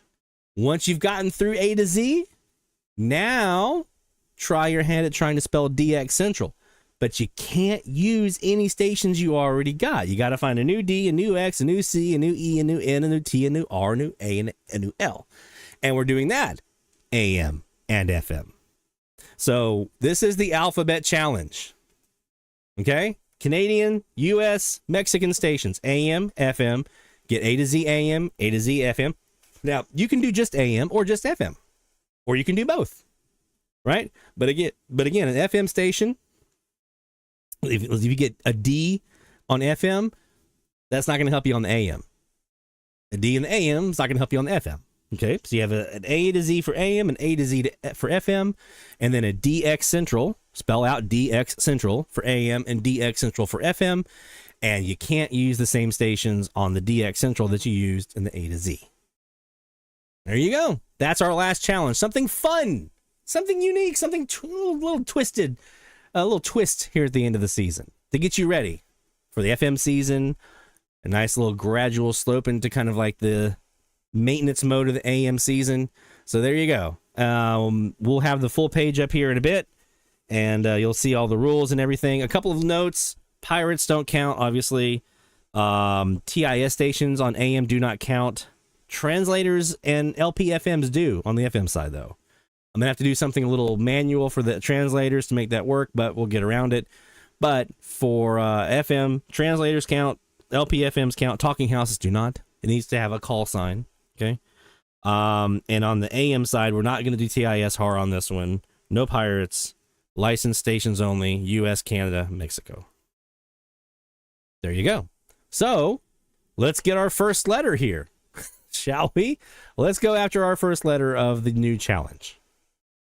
Thank you. I have 3 kids. I hear Monumental underneath there. I owe $380 on my house, and I sort of, as I was sort of looking at, as I don't know, I guess getting our lives back in order over the last number of years. It's one of the Ramsey quotes of "Why don't they teach this stuff in school?" This would be WLAC. How do you even calculate? No, Jacob. No talking houses. And now that I'm doing it for alone, 1, and 2 is for myself. Mm-hmm. It's a loan. They're weak in there, but I hear Monumental underneath LAC here. How old are you, Dan? 48. 48, okay. Hey, Dan, before Rachel's going to walk you through the numbers of it, can I challenge you on something? So, yeah, this is going to be WLAC. So there's your L on AM. If we had KCTE here underneath them from Independence, Missouri with the sports, there's your C, right? Anybody other than just taking Dan out on a retreat. But I would love for you to figure out or ask yourself, what do you want it to feel like when you walk in your front door at the age of 55? Because I want you to ask yourself, what kind of life do you want to have at 55? Because that's going to determine the... Yeah, right? KARNWABC. There's your first I'm sorry. letters there, right? For A, maybe. I don't want to give away too many tips here. You guys got to go figure them out where you're going to find them. Knowing your lifestyle, to John's point, how much is it going to take to run your household at retirement? And what is it going to look like to be able to But a nice final week, or nice final challenge of the season, the Alphabet Challenge. And find one in your area, because I want to be able to see all of your numbers, everything that you have in retirement, including this house, and what's going to be the best bet to get you in a place. But again, it's lifestyle, it's return on the market, and inflation that goes up every year. It's kind of the determining factor. Thanks for the call. Thanks to everyone in the booth, John. Thanks for a great hour. This is The Ramsey Show.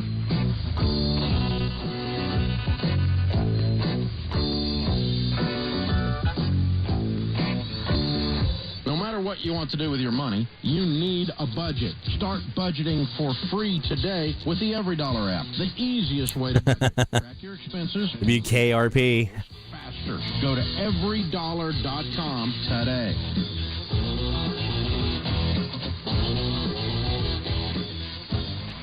When it comes to money and relationships, you don't have to settle for normal in today's world. So you will have to, when you submit your logs, you'll see, you'll have to indicate if it's an AM or an FM log, and it'll give you your frequencies from there. Into debt to get a job. And normal is a lonely generation. You can be different. You can change your life for the better. And it starts with one night. Hang out with me and Dr. John Deloney live in a city near you and learn how to break the patterns that have left you broke and stressed out in your money, relationships, and life. We'll be talking about the things that really matter, like how to handle money fights in a marriage, how to raise great kids, how to make real friends outside of your phone. Life change comes when you decide that things can't stay the same. The Money and Relationships Tour kicks off next week, and you don't want to miss it. We'll be in Louisville, Durham, Atlanta, Phoenix, Fort Worth, and Kansas City. Grab your tickets while you still can at RamseySolutions.com/tour. Number 1 on your car radio preset and the new and improved iHeartRadio at 98.3 WSIX HD2 and 1510 WLAC. There's your L. Never sounded so good. There's your AML. That's a gift. Here. So stop what you're doing, pull the car over, and head to RamseySolutions.com/store. Assuming you heard them at your location as well. Ramsey merch. I'm talking t-shirts, dad hats, Yetis, and even a debt-free sweatshirt. Right now, available only at the Ramsey store. That's right, you can wear your debt-free scream and rock your favorite Davisms like Better Than I Deserve. And I included my personal favorite. Let's check out now. So go check out all the brand new merch.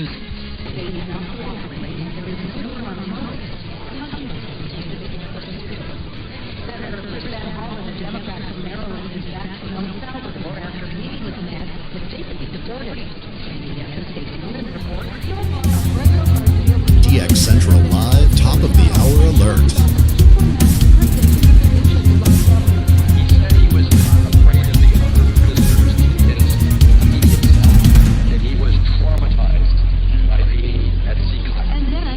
There we go. He was moved to another detention center in Santa Ana, where the conditions are better. The senator's calling on the Trump administration to abide by the court order to facilitate his return. If you're in the market to buy a home this spring, you're going to want to pay attention. The average rate for a 30-year fixed mortgage has climbed to 6.8%.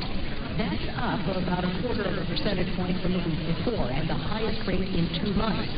CBS's Kelly O'Grady added, Americans are knowing that this is a wild card of uncertainty around the U.S. economy and inflation. So right now, you're seeing mortgage rates pick up. You could see them go down if the deal happens. But in theory, the prices will increase, and you would see more stability. State education leaders in one deep South state want public comment on a high school graduation requirement. CBS's Jim Priscilla reports the Mississippi Board of Education is considering... I wonder who this is that we have here on 1490. Let's see. To see how much they learned from a history course required for graduation. An unidentified board member told others on the education board, I don't want a Mississippi child to be in New York and be interviewed and ask how many stars are on the flag and may not know that. I don't think we have that issue. Mississippi history course is strong. If approved, the statewide U.S. History Mississippi Academic Assessment Program test. I think it's a Mississippi station. Requirements beginning this fall. NASA's Lucy spacecraft is speeding toward another close encounter with an asteroid. This is CBS News. A riddle brought to you by Progressive Insurance. What's your hope in auto-having problems? Progressive protects them both. It's an easy riddle. Learn more at Progressive.com. This is the story of the world. As a maintenance specialist for university housing, you know how it's major and very chaos. Plus, how many forms of students suddenly go out of room to house all the supplies. That's what Ranger comes in. There's over 1 million industrial restaurants, sauces, and all deliveries. Ranger carries the quality product we need. That's a pretty solid guess, Barry.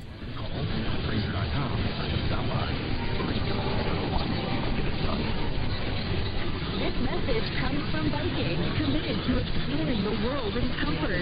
Journey through the heart of Europe on an elegant Viking longship with thoughtful service, destination-focused dining, and cultural enrichment on board and on shore with small ships that bring travelers closer to the destination. And I'll be putting the alphabet grid on the page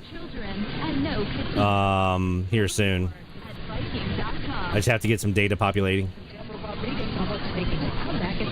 Our ancestors started eating red meat over 2 million years ago. Numbers from the nation's largest food retail food and meat industry show sales of beef, pork, lamb, poultry, and other meat hit a record $104.6 billion last year. Another report finds that on average, Americans eat 2% more meat than the year before, and the number trying to eat less of it fell to 22%.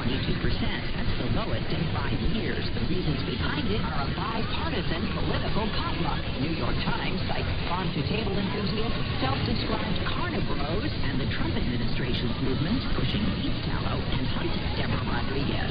CBS News. Underway like every spring along the section of road north of Russia's second largest city of St. Petersburg, over 700 volunteers are acting as crossing guards with thousands of toads and frogs to help protect the spawning site. Jaguar 91st, CBS. And now time for your weather report.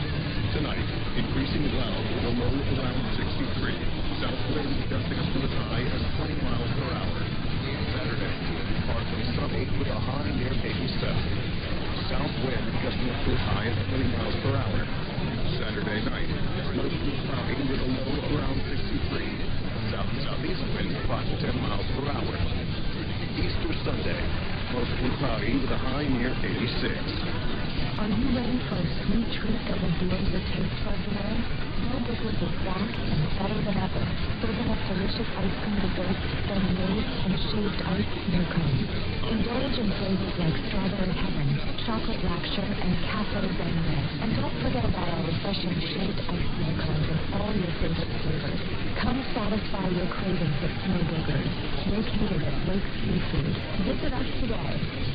Are you craving some delicious seafood? Look no further than Blake's Seafood on Beacon Street, right across from Walmart. We have live and boiled crawfish, fried and boiled shrimp, and so much more. Try our special deal. Get 2 pounds of boiled shrimp, corn fritters, and sausage for only $34.95. And don't forget to try our French Quarter beignets po' boy sandwiches, including our popular Philly steak and cheese sandwich. We also have crab legs, fried catfish. That sounds yummy, doesn't it? Visit Blake's Seafood today to satisfy your seafood cravings. You're listening to Country Legend on the legendary station WHOC. There you go. The HOC, perennial thorn in my side on 1490. Always there, always just lurking about. He's a right lurker, that one. Let's take a quick break. When we come back, we're going to be doing some more talk about FMDX, including how to spot an opening. How do you know when to do it? How do you know when the DX is in? We're going to talk about that. So don't go anywhere, my friends. More DX Central Live is heading your way right after this. DX Central, because we're all about radio. Visit us at dxcentralonline.com or check us out on YouTube. Search DX Central. DX Central Live is brought to you in part by... From long wave to satellites, medium wave through HF, ham radio to scanners. If you can DX it, the Spectrum Monitor has you covered. Editor and publisher Ken Reitz has assembled a who's who of radio writers to share their knowledge and expertise from a wide range of DX-related topics. Each month, the Spectrum Monitor's columnists dive into their specialties to give readers tips, tricks, the latest news and station updates, and more. The Spectrum Monitor also provides a monthly assortment of feature articles that give in-depth insight into the past, present, and future of DXing. You can get a full year of the Spectrum Monitor for only $24. Individual issues from the current year are available for $3 each. You can also purchase previous years of the Spectrum Monitor in their entirety for as low as $12. For more information, visit thespectrummonitor.com. That's thespectrummonitor.com. For more than 90 years, the National Radio Club has been at the forefront of providing DXers with the latest in station news, DX-related technical information, and reception reports from DXers around the world. The NRC's AM Radio Log, now in its 45th edition, is the most expansive and detailed resource of station information for U.S. and Canadian radio stations that is available in any format. The club's publication, the DX News, is available in both print and electronic format and provides the latest information on call letter and format changes, construction permits, and other information to help keep DXers informed of the latest updates they may hear on the air. For more information, visit their website at nationalradioclub.org. That's nationalradioclub.org. With a lifetime membership, the International Radio Club of America gives DXers incredible value by putting important station information right at your fingertips. The club's e-publication, the DX Monitor, includes DXer loggings, station information updates, international loggings, and more. Other club publications include the IRCA Mexican Log, a must-have resource for any DXer that chases stations from Mexico, the TIS-HAR list, the IRCA slogan list, sunset sunrise maps, and DXer technical guides. The joint IRCA-NRC email reflector and groups.io group is a hub for real-time DX conditions, station news, and DX-related conversation.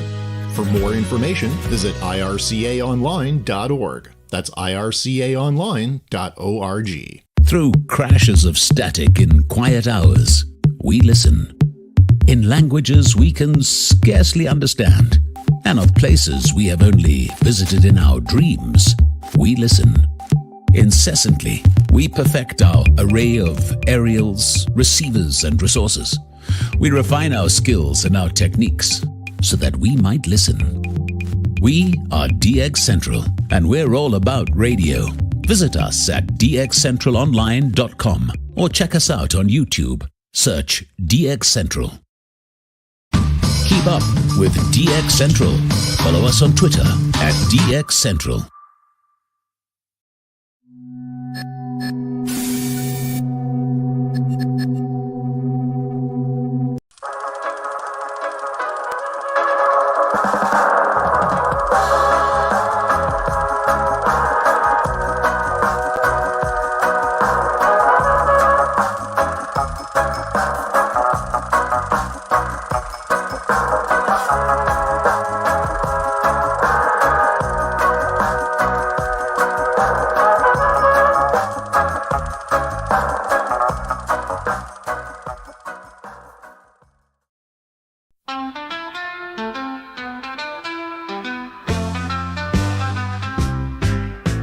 Airwaves playing loud and clear. Good DJs bringing cheer. Voice of gold up on the scene. Signal strong just like a dream. Hear the jingle station name. DXers in the nightly game. Picking up that magic sound. On the hunt all around. Radio heroes in the sky. Let them frequencies fly. Sound calling far and wide. Good DJs never hide. From the DX Central North Shore Studios, this is DXC Live. Now here's your host, Lloyd Van Horn. Around the world they go. It's DX Central Live from the North Shore Studios here in beautiful Mandeville, Louisiana. Catch those Bring you live DX and DX conversation every Friday night for at least a couple more weeks in this season, and then we'll return in the fall. Take a little bit of a break here on the regular weekly stuff during the summertime, but that doesn't mean we won't be doing some live streams. I don't know. I always say it every year, but like last year I had to redo the shack and had to build a new computer, so that put me like 2 months behind. So I'm hoping for a calm summer this year. I'm hoping for a calm summer where I can actually spend some time doing some DX. Maybe some DX that actually occurs. Because last year we just sure didn't get anything. Before we get into our next conversation on FMDX for this hour, let's get back to some shout-outs, shall we? Shout out loud, hear the call for every single big or small. From AM to FM, from C to C. We celebrate the ones who slag the IT. Shout out loud, let it be known. You're never DXing all alone. Through the static we found our way. Shout outs making waves today. Let's see what you guys are cooking. Oh, my allergies have been bugging me this week. All right. Back to our shout out sheet. A lot of stuff. If you want to get your shout outs in, you have plenty of time to do so. Just go to dxchallenges.com/shoutout or go to dxchallenges.com and look for the shout out banner, and you can submit yours and play along with us. We want to know what you've been hearing on AM, FM, weather, DX, all the above. All right, let's get to our friend John up in Delaware. John had 2 new graveyard logs this week. 1400 WILI, and that is in Connecticut. and $14.90 WCVA in Culpeper, Virginia on the 18th. Now sitting at 1,325 total logs. So anytime you can squeeze one out of the graveyard, man, that is worthy of a chainsaw. Not just because it might be a zombie in the graveyard, but because we're sawing logs. You see what I did there? I made that a dual reference. Well done, my friend. Good job, man. Love seeing what you get up there in the Mid-Atlantic region. Our friend David in Georgia, David Harden.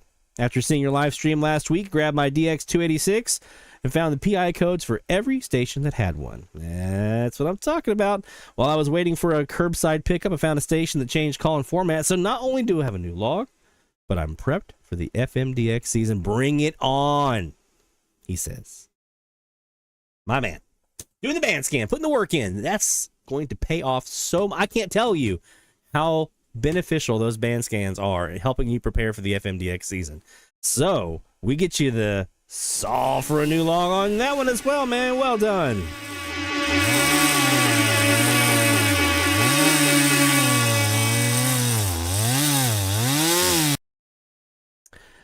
All right, our friend Tom Laskowski in Indiana checks in. Tom says on April the 14th at 10:46 UTC, KBOI in Boise. Oh boy, these guys again.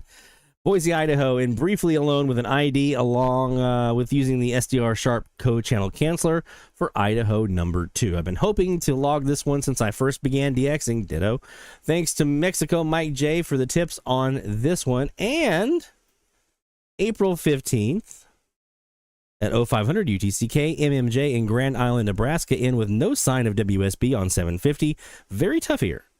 Almost detected the recording, but almost deleted the recording, rather, but decided at the last minute to review it, and poof, there it was. So new logs for our friend Tom Laskowski, including Idaho. Oh, you know.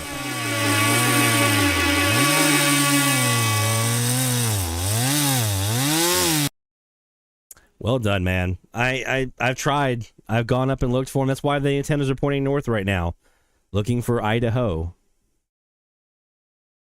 No sign of them. Well done, man. Well done. And our final shout out here that we have so far. Again, you have plenty of time to get yours in. If you would like to be part of the festivities, we'd love to give you a shout out and blow that horn of victory in your honor as well. So get those in. dxchallenges.com/shoutout. Jacob Hammond up in Minnesota. 5 new Latin American stations this past week, including 910 HJMY in San Andres y Providencia, which, by the way, is a new country. I know it's a Colombian island, and it's a Colombian network, and they show us Colombia in a couple places, but per the IRCA country list, per the ARRL DXCC country list, and per Lloyd Van Horn's I want all the countries I can get list, 910 San Andres y Providencia is a separate country. I think there are 2 stations in that country island, and that is one of them. So that would be a new country for you, my friend. Also on 910 YVRQ in Caracas, Venezuela. 1090 HJOM in Cartagena, Colombia, who had an offset of 1090.030. That's that La Voz de Dios, right? I've been chasing them for so long. 1140 HJKO, also in Cartagena, and another one in Cartagena. 1170 HJNW. Included is a clip of 1170 HJNW and their Caracol Radio. So let's listen to Caracol Radio. I just love that guy's voice. Caracol Radio. Scouting director, going back to the Moneyball era. He is, so to speak, my friend John is a great story about him. He was drafted 5 years ago. He is the son of an almond farmer in California. And his father actually also was, for a while, very briefly, a major league pitcher with the San Francisco Giants. So he's got some good baseball bloodline, and he's got the hard-working almond farmer bloodlines as well. That's absolute. Yeah, that's Caracol Radio. Now the announcer guy was different on that one, but I always love that sticks out so well when you hear that Caracol Radio. Well done, my friend. So we're going to do a couple of things here for you. We're going to go ahead and stamp your passport for number one, because San Andres y Providencia is a new country for you.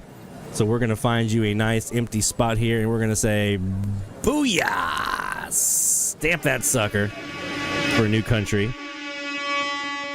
We're going to get you that Latin American stuff, because you got a whole bunch of Latin American stuff here. Mostly Colombia and Venezuela.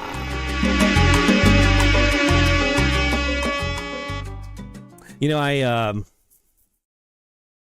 couple weeks ago, I think it was the night that we did it was the night we did the pre-recorded live stream. And I was running it I was at an event down in the city. And after the event was over and everything, we ended up at a Latin music dance club. And I don't think they knew how to handle me just getting down, because this was the music that I listened to when I DX that I love so much. I was just waiting for some Hector Lavoe and Willie Colon. If I had heard El Dia de mi Suerte, I was going to blow the roof off that joint, but I didn't. Now, there was no roof, actually. It was an outdoor courtyard. I digress. Anyway, well done, my friend. We're going to get you some more Horn of Victory in there for that one. New country and several new Colombians and a Venezuela. That's outstanding, man. Got me wanting to swing my antennas back to the south and go looking. Again, you can get your shout-outs in dxchallenges.com/shoutout. You've got plenty of time to do so. Let's talk real quick before we get into our how to spot a DX opening. Let's do a really quick run through on this guy. This is the TEF 6686 desktop radio. Now, there's also the portable version, which you can see behind me over here. Little silver radio right there. That's the portable version, and it works exactly the same way. So what I'm going to show you should work whether you have the portable or the desktop, as I do. Now, there are some of these that have a little bit different interface. They don't have the 3 buttons and the 3 knobs, so those might work a little bit differently. But if you got the 3 buttons and the 3 knobs, the knobs may be silver, they may be colored, they may be whatever. I think there's like a red, yellow, blue, and there's different. But if you've got this kind of thing going on here, pay attention. We're going to turn it on. Okay. You should see something that looks like this. This is what we're talking about here. So, how to navigate this thing and how to DX off of it. So we've talked a lot about how to use it as an auto logger or an online receiver, but if I want to just plug my earphones in here or listen to the speaker and just DX off of the telescopic whip portably, because it is battery powered, as you can see here, or if I wanted to set this up with an outdoor antenna, how do I do it? Well, you got a couple things back here. One, you've got 2 antenna inputs. The one that we're plugged into right now is the FM side. There's also an AM side. Now, I have not had much success on the AM side with this particular radio. The DX286 that also uses the same chip, it's great. But this radio doesn't really do very well on AM in my experience. Now, your mileage may vary, but my antennas that I'm running, these terminated delta loops and things like that, don't really work well here. It kind of overloads it a little bit and whatnot. So on the FM side, though, very, very nice receiver. So at the top up here, you've got your frequency change. So if I go up here and change my frequency like this, okay. Now, if it's not changing your frequency when you do that, this was happening to me earlier when I first opened it up. See the mode button right here in the middle. Hit that mode button until you'll see right here at the top. It's going to change this little icon over here. You see how it's shifting? Now it's at the top, now it's in the middle, now it's in the bottom. Do it until it's at the top, and the top is MAN, manual. Okay. Now I can change frequencies. And I'm changing that, by the way, with this mode button right here in the middle. So I want it to be on the manual, because otherwise it's going to be on like memory. I don't want that, because I want to be able to change it individually on the frequencies. Your volume is down here at the bottom. Okay. Your speaker is in the back, and you also have a jack right here for your headphones. You can mute it outright if you just push that bottom button, or unmute at the bottom of the button again. You can just push it in. You have a squelch here in the middle that you can use to engage some squelch, which I don't use all that much. other than that, that's really it. That's how you do that. Now, let's say you wanted to change it to AM. You're going to, again, make sure you're at the top up here on that side over here that says manual. And now we're going to hit this button at the top that says STA. And it's going to cycle through different bands. Okay. And now I'm on AM. Now, when you first get this, it's going to try to cycle at a 9 kilohertz split. So let me show you how to change that. Hold down the mode button right here in the middle until you see this menu. And you're going to use this top scrolly knob up here until you go down to AM settings. Okay. When you get to AM, you're not going to be able to see it very well. I apologize. When you get down to AM settings, tap that knob and you'll pull up your settings. And down right now, at least at this point in time, it's the second option from the bottom. There's a 10 kilohertz. It'll say 9 kilohertz. You can click on that and then scroll to the one that you want. In this case, for me, it's 10 kilohertz split. And then you hit mode again. Hit mode again. That saves it. And now as you change your frequency, it'll be in 10 kcs. We can also do that as well. If I hold down that mode button and the one in the middle, and then go down to my FM settings, I'm going to do the same thing for that. Now I'm going to go down until there's a FM default step size. Right now it's 100K. I'm going to go to 200K for me because I'm in the US. And so when I go back, and again, I'm in that manual mode over here on the left. I hit this STA button up at the top. And that's going to put me back on the FM band. Now when I turn my knob, it's going to go at 200K at a time. So it's a lot easier for me to just kind of tune that way. Other than that, that's really the main thing. On the FM side, you'll want to keep your bandwidth in auto mode. If hit the bandwidth, the BW mode down here at the bottom, leave it in auto. That's what I do. There you go.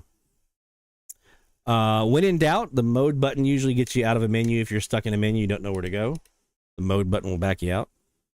There's also an option if I hold down the mode button, go to FM settings. Let's see. Are there any in here that I would need to change for AM or FM here in the States? Maybe if I go to RDS settings instead. Yeah. Okay. So on your menu, when you hold down the mode button, scroll down until you'll get to an option that says RDS settings. So I'm going to hit that. It'll have a option that says region. I'm going to choose USA DB or USA. Now, you'll choose the DB if you've updated the firmware using the video that we have up here on our channel to update the firmware. If you've done that, choose USA DB because it's actually going to look at the WTFDA database. If not, just choose USA. And that's what I've done here. I think that's all the settings that I would want to check. FMDX options. There's an option here for that. But I think that's really only for the auto logger.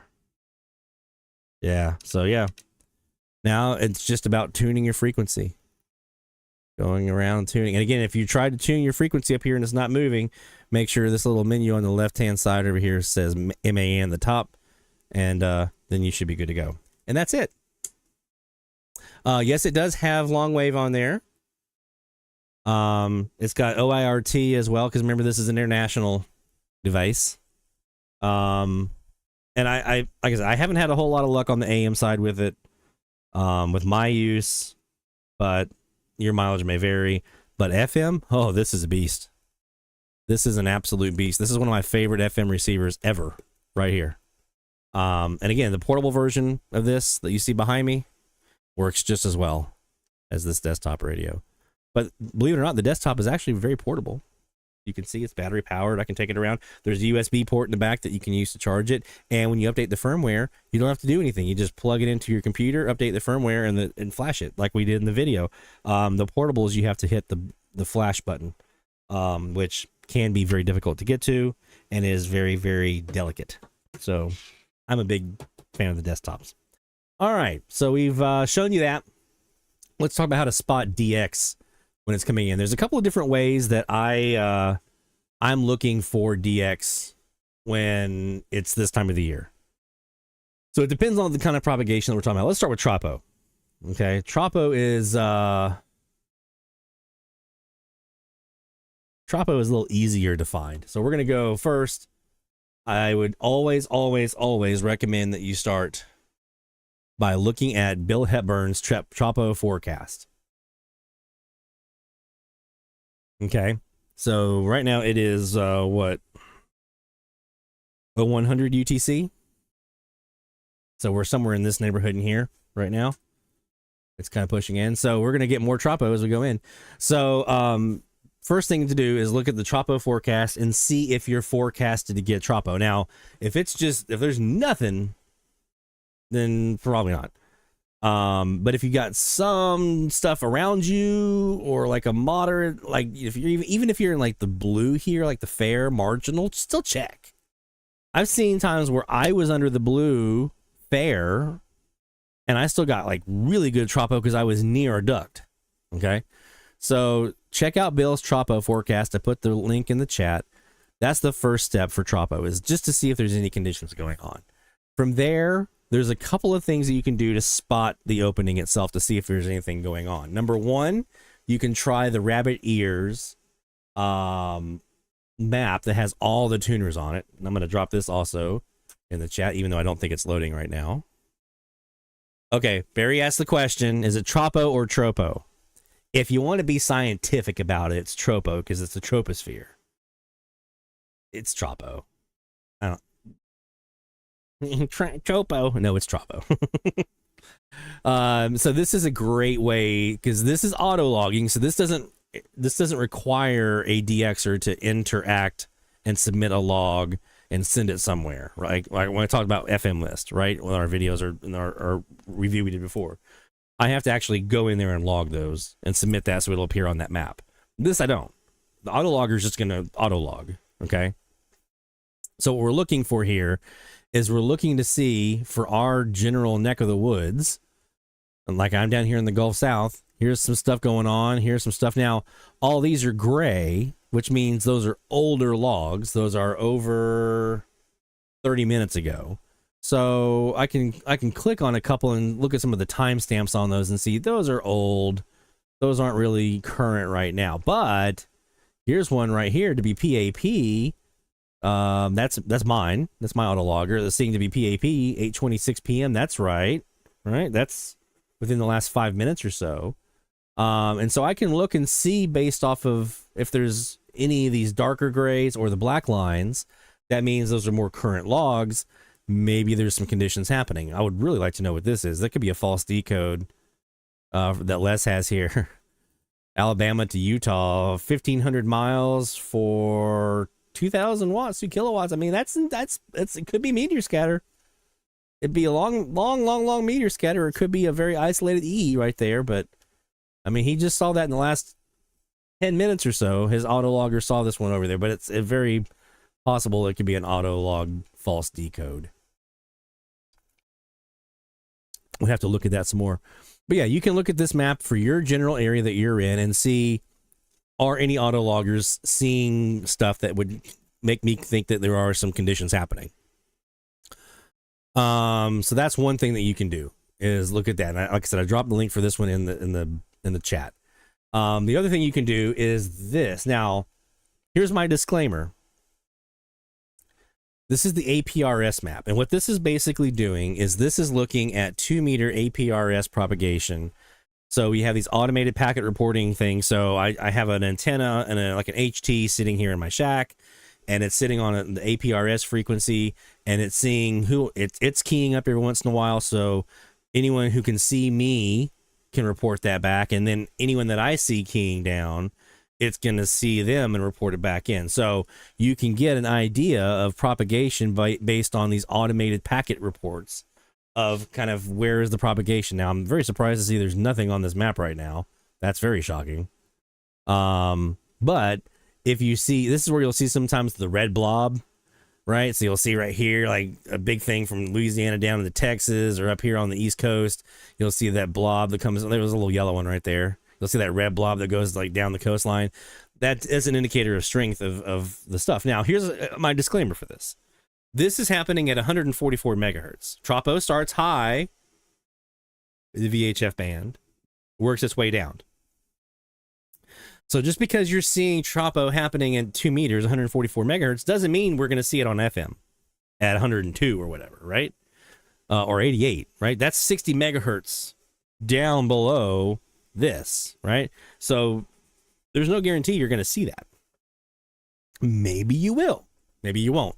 But this can at least be a early alert. So this can tell you, hey, there is Tropo occurring potentially in the VHF spectrum. How far down it goes into the FM band, you're going to have to look at some other stuff, like the rabbit ears map that we looked at, right? The other one that you can also use is FM list. So I'm going to go here to FM list.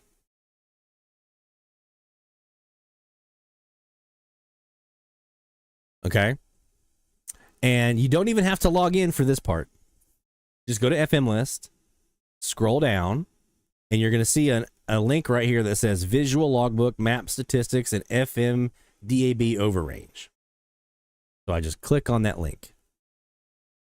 And I'm going to click on the Visual Logbook for my current date. Now, there may be times where you go here and it's blank, so you have to click on the year and then click on the date, but usually you're going to see this. So do the Visual Logbook. Don't do the DAB. That's Europe digital stuff. Use the Visual Logbook. Go here, and you'll see this is going to show you the last 30 minutes. And I have a log here from my location into Houston, right? So there you go. And that was off of my web server. Yay, someone was logging off of my radio. You guys are awesome. Thank y'all. So you can see here, I have this report into Houston. Now, if we start to see more of this as more people are logging stuff, and again, this requires someone to log, which is one of the downsides, because if no one's logging, you might miss it. But if people are logging, wink, wink, nod, nod, hint, hint. If people are submitting their logs to FM list, wink, wink, nod, nod, hint, hint, then we can see this very easily. You can see that Tropo that's actually happening. So those are the main main four things I'm looking at for Tropo. I want to look at the forecast first to see if Tropo is even a possibility. Okay. Then I'm going to look at the rabbit ears map.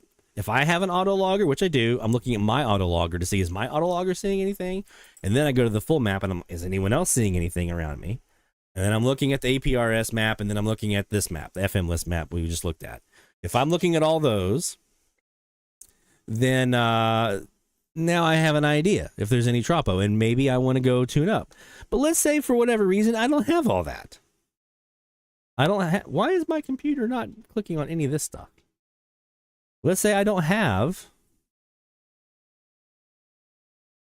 Okay, it's not letting me change windows. That's awesome.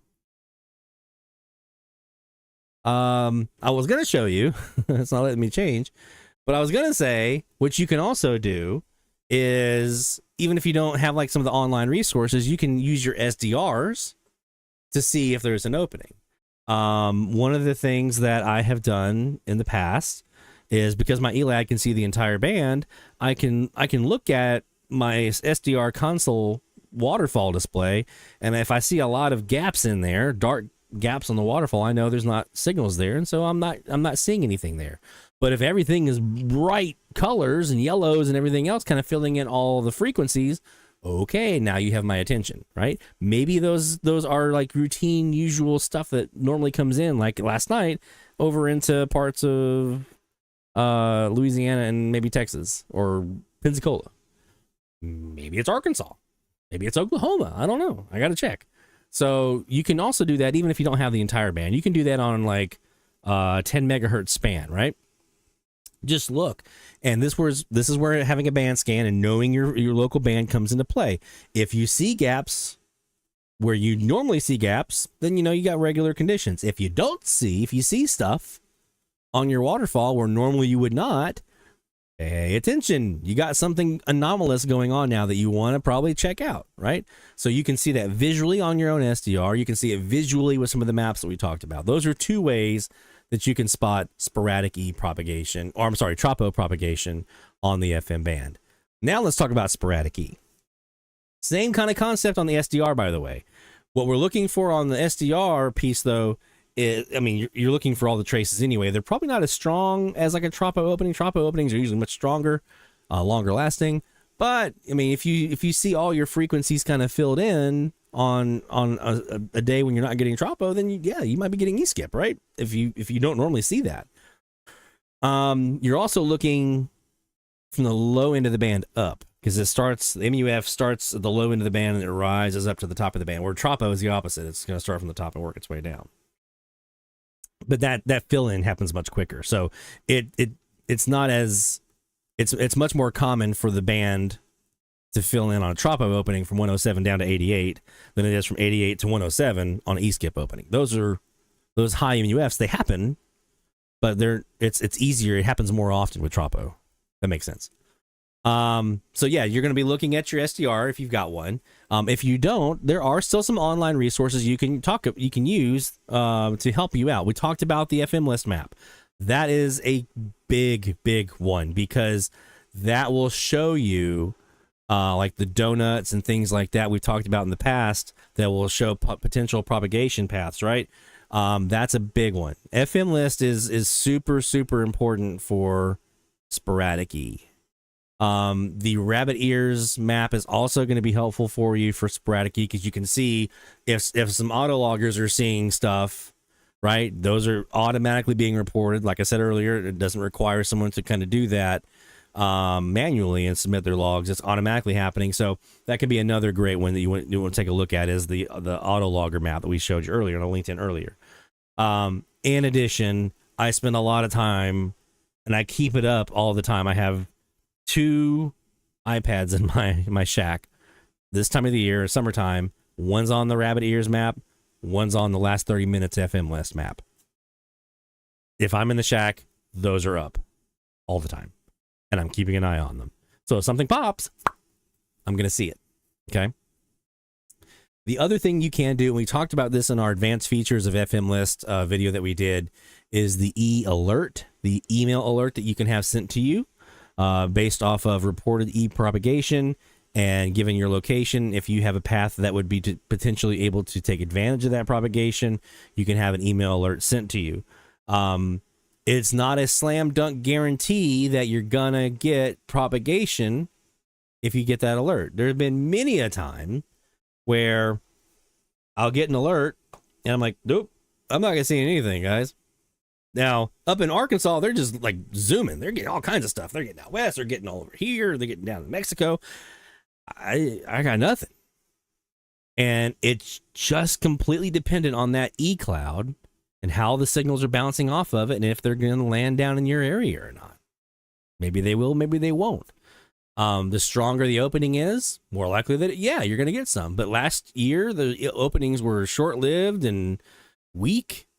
Not a lot of RDS in there, and they were in about 5 minutes and out. So there's a lot of those openings that I would go check and they just weren't there. And then it happens, right? There'll be also times where, let's say, Minnesota's hearing Texas, but Texas is not hearing Minnesota. It's not always bidirectional. Same thing with Tropo. Tropo can be that way too sometimes. Tropo can, a lot of times, is bidirectional. So if Houston's seeing New Orleans is seeing Houston, usually, because it's a duct, usually. It's an inversion layer, so it's bouncing along that boundary. Sometimes it's not. Sometimes it's not. Usually it is. I remember last year, August, the one that we had in August that took us up into Iowa and Missouri, that Tropo opening, right along that duct. They were seeing down here, I was seeing up there. That was very much bidirectional. And so usually Tropo is. Sometimes it's not. Sometimes E-skip is also unidirectional. A lot of times it can be bidirectional. Not always. So it just depends on how the cloud is constructed. What are your conditions like? What are your bands like? Because sometimes E-skip openings, you think that they start at the bottom end of the band and they uniformly just rise up to the top of the band as the MUF rises in that general direction, and uniformly like it's going to just fill in all those frequencies. It's not. It's not.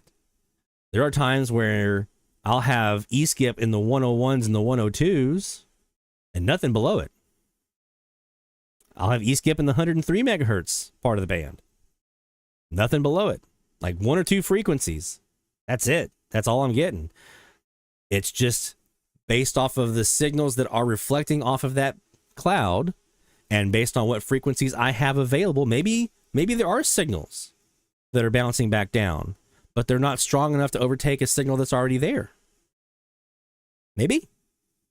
So it just depends on how the signals are bouncing, the shape of the cloud, how it's ionized, and your local band and your local noise floor and all those other things we always talk about.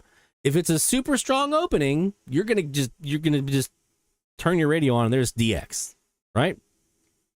But if it's a lot of the stuff like we saw last year, where it's a weaker, more temperamental opening, you may get in on it, you may not. Just depends. But at least if you get that alert, that email, you have a heads up. You have a shot at getting in on the action. So my rule of thumb is I never say no to adding a tool to my toolbox. I talked about it all the time in my videos that I did, right? You're going to hear a lot about this in the WTFDA video, by the way. I never want to shy away from having all the tools in my toolbox that I need to get the DX that I want. So am I going to not use the e-alert just because it's not always accurate? No. Am I going to not use FM list because the donut's not always accurate? No way. Am I not going to use the RDS Rabbit Ears auto logger map just because sometimes there's a false decode? Please. I'm using all three of those because all three of them together tell me a story. They can. And that story is there DX or not? So there you go. All right. What we got? I'm just looking at the chat here for you guys. The non-commercial band is great to check during e-skip openings. It depends. It depends. Let me give you an example of why, for me, that's not the case. Here is my non-commercial portion of the band. Everything from row 21 up is my non-commercial band here in New Orleans and Mandeville. That's a decently strong local. That's a strong local, decently strong, decently strong, strong HD, strong HD, strong HD, strong HD, strong local, strong HD, strong fringe, strong, decently strong. It has to be a big opening for me to get anything on the non-commercial band. It has to be very strong to overtake all that stuff. I mean, I'm talking, look at these DBMs. Everything from, they're not like crazy big, but like 64, 53 to say 70, 80 dBm. Now, some of those are easy to null down a bit, especially with my new antenna. But, yeah, it has to overtake that. The opening has to null those down enough, attenuate those signals enough so that the signals coming in can take over. So they have to be strong enough to take over, and it has to attenuate my locals enough. Everything below 92 is a wash for me. Now, used to is a little bit better. I had more holes in the past. Nowadays, 92.1 is kind of where I start looking. So it's all about finding your empty spots on the band. Where do you have empty holes? Where do you have some fringe stations? Where do you have something in the neighborhood? Ideally, you're looking at a DBM somewhere in the 90, 100 or weaker, right? If you get in the 95, 98, 100 dBm, that's good. Anything below 100, that's your spot. That's prime time, right? Like you look at 92.1 on my sheet here, my band scan sheet. Oops, I didn't show it on the screen. You look at 92.1 here on my band scan sheet, they're a negative 116.8. Negative 116.8 is quiet. There's nothing there. And you see 92.5, negative 113.4. That's my average typical signal level on that band during deadband. Those are my spots. Those are the first two places I'm going to look. But I know that because I did my band scan. So if you do your band scan, familiarize yourself with the band, know where your holes are, that's going to be really, really helpful. Ideally, you do want to have something below about 94. If you have some spots below 94 megahertz, most openings, now there are, I say this, but there are quite a few openings that never get above 92, right? Most openings do at least get in 92, 93. I have found in my research that I've done. Most openings at least get you into the 92-ish, 93-ish range. So you're hoping for something in that 88 to 94 range. At least 3 open spots should do for you to be able to at least play around and look and see if anything is coming in. And then if those are filling up, then you can start kind of going out from there to, okay, my next level of frequencies, my open frequencies look good. My next ones I'm checking are like my open HDs or my fringe ones. Right? Those are the next layer I'm going to look at and see if those have something coming in. That's how I do my DX. I'm not just kind of scanning around going frequency to frequency. I'm strategically saying, okay, my open frequencies are 92.1, 92.5. If those have something coming in, then I'm looking at 91.9, looking at 91.1, looking at 91.5. If those are open, then I'm looking at 88.5. I'm looking at a couple of these HD signals down low. And then if my MUF is high enough, my next turn I'm going to look at would be like 94.5, 95.1. So it's just about kind of having a strategy of where am I going to look to see if something's coming in during an E-skip opening. It's not, I used to do just the start from the bottom and work my way up. And I was like, man, there's nothing. And then I get to 102.1 randomly and there's E-skip. And I'm like, what the hell's going on here? So start with your open frequencies and then work your way down to the next level from there. There you go. All right, let's do some more DX. How about that? Let's do some more DX. This DX session brought to you by International Radio Club of America, ircaonline.org. That's where you want to go for more information about membership and being part of the fun and getting discounts on the publications and all that kind of stuff. Let's take a look. Our auto logger map starting to fill in here a little bit. That's good. This is from earlier this morning. This up here into Homewood, Alabama. That's earlier. There's like 1:57 this morning. We do see PAP in here. A couple of these Panhandle, Florida stations coming in. Those are this morning. That's this morning. Morning. Not seeing anything right here to my west right now that's super sticky just yet. Probably audible, but not RDS strong enough yet. But we do have some of the Panhandle starting to come in, and it's starting to push a little bit further north, which let's hope for something up around Arkansas. Let's take a look at our online receivers, see where you guys are tuning in right now. Hey, look at this. They're sitting on 92.1. You're listening. We're listening on 92.1 for static. Now, there is something here. That's why we have a negative 71-ish dBm. There's somebody in here. I wonder who it is. Let's check it out.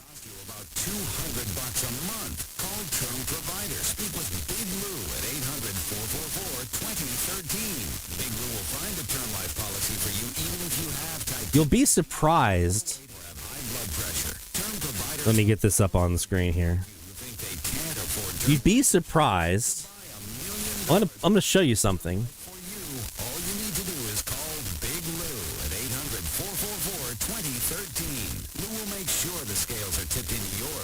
When I did this is just my logbook now. I'm doing the same analysis for the FM list data. Look at this. 2013 MUF by opening date. There it is. That's WZEW in Fairhope, Alabama. Coming in decently. So we're seeing that east east leg of the Tropo towards the eastern side of the Gulf coming in right now.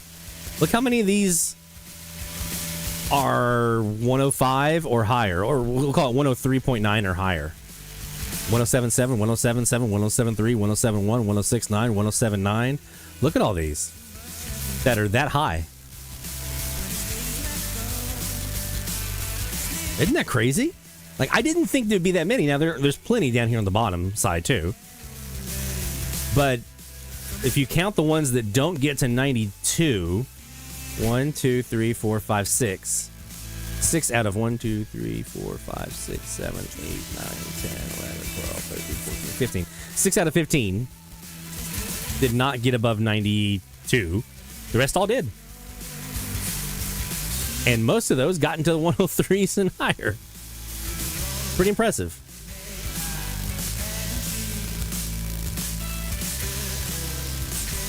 We'll be doing more of that kind of analysis with our FM list data review that we do here as we get a little closer to the FM season, to May. 92.3 is a local. 92.5. The passage goes on, therefore, God exalted him. I know this is probably American Family Radio in Forest, WQST, Forest, Mississippi. He laid it down. And that's who that probably is. Exalted him to the That's K-Love in Clinton, yep. We have the Bet here in New Orleans, but we have them in our null. So let's see who's sitting here on 92.9. You guys liking the FM? As a little change of pace for DX? We don't normally do it.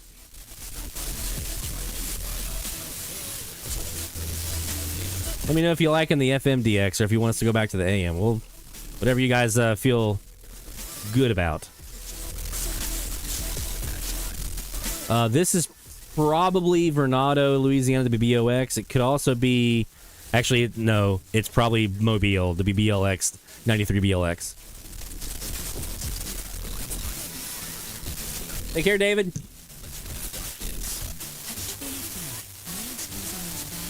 Stuart likes the FM. Nice. Noah likes the FM. Cool. Let's look on our... here's an HD signal from 93.3 that's sitting on 93.1. This is one of those, like...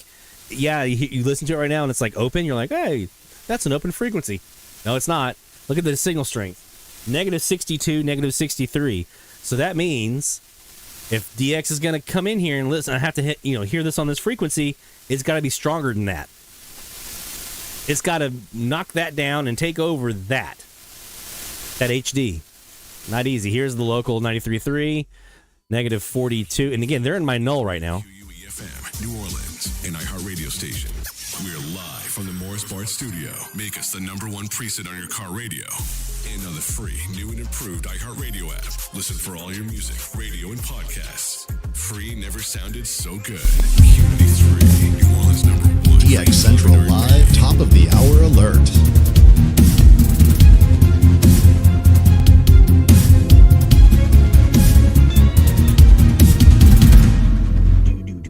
We're doing top of the hour time frame. We just heard an ID from our local 93.3 WQUE. Let's take a look now. 93.5's in HD off of them. You see that one's even stronger. 59. Think how strong that skip has to be to take over that frequency.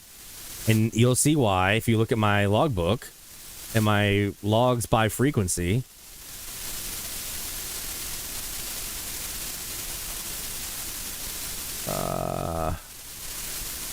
Where is it? It's right here.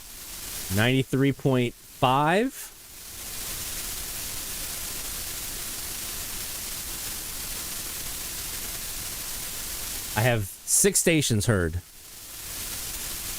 on 93.5 in 3 years. 93.1, we have 8.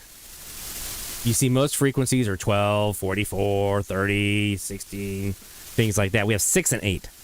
It tells you how hard that is to do. Right? 93.7, though, that's a low-powered FM down in New Orleans, but they're in the null.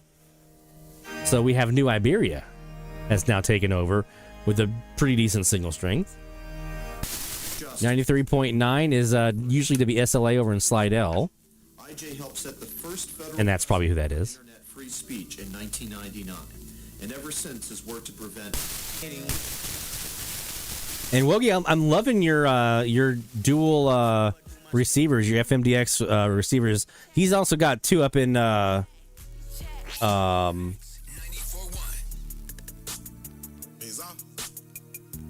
pull it up here. He's got these two up here.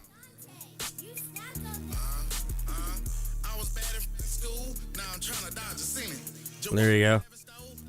There's one. And then that's got the Weingart HD 6010 and the KT 100 LNA. And then here's a Stellar Labs 4 element. And it's 15 feet. So he's got these two receivers up. So definitely check his out if you want a DX from Minnesota. Let's go to 94.3. That was the EMX Max.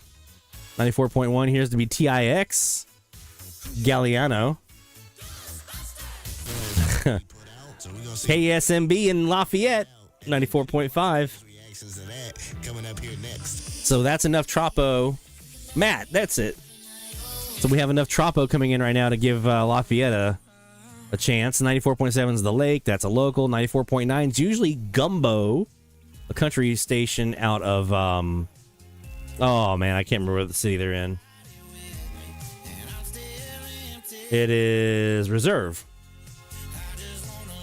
But I think that's probably Mobile that we're hearing right now. That's probably not WQU, GUO Gumbo. This is probably WKSJ in Mobile. Yeah, you guys have quite a bit up in Minnesota.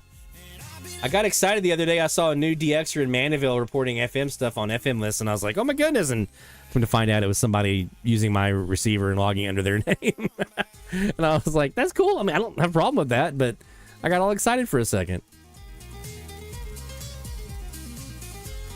95.1, that's probably WQNZ. Natchez, Mississippi. 95.3 is probably the Monkey. Gorilla. I knew it was one of the two. 95.5. Let's see, that would be... Oh, who would that be? I don't know who that would be. That could be Lafayette. Q95.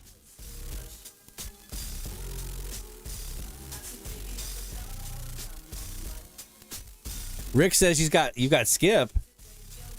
Tropo or E? What you got?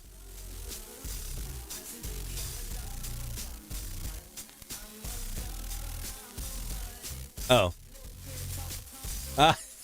Skip as in person's name. My bad. I get all excited this time of the year. Ignore me. 95.7, that's Bayou. One of our classic rock stations here, the Rock of New Orleans, they call themselves. Even though they're not WRNO. 95.9, this is an FM HD.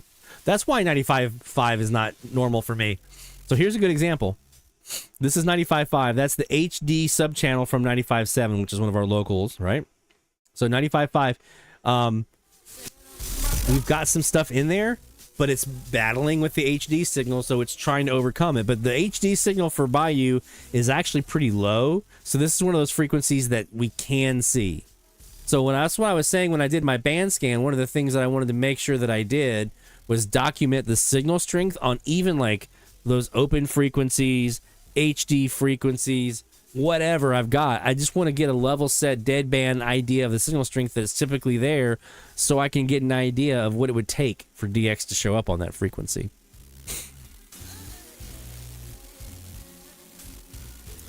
We did 95.9 also, same thing. There's an HD there.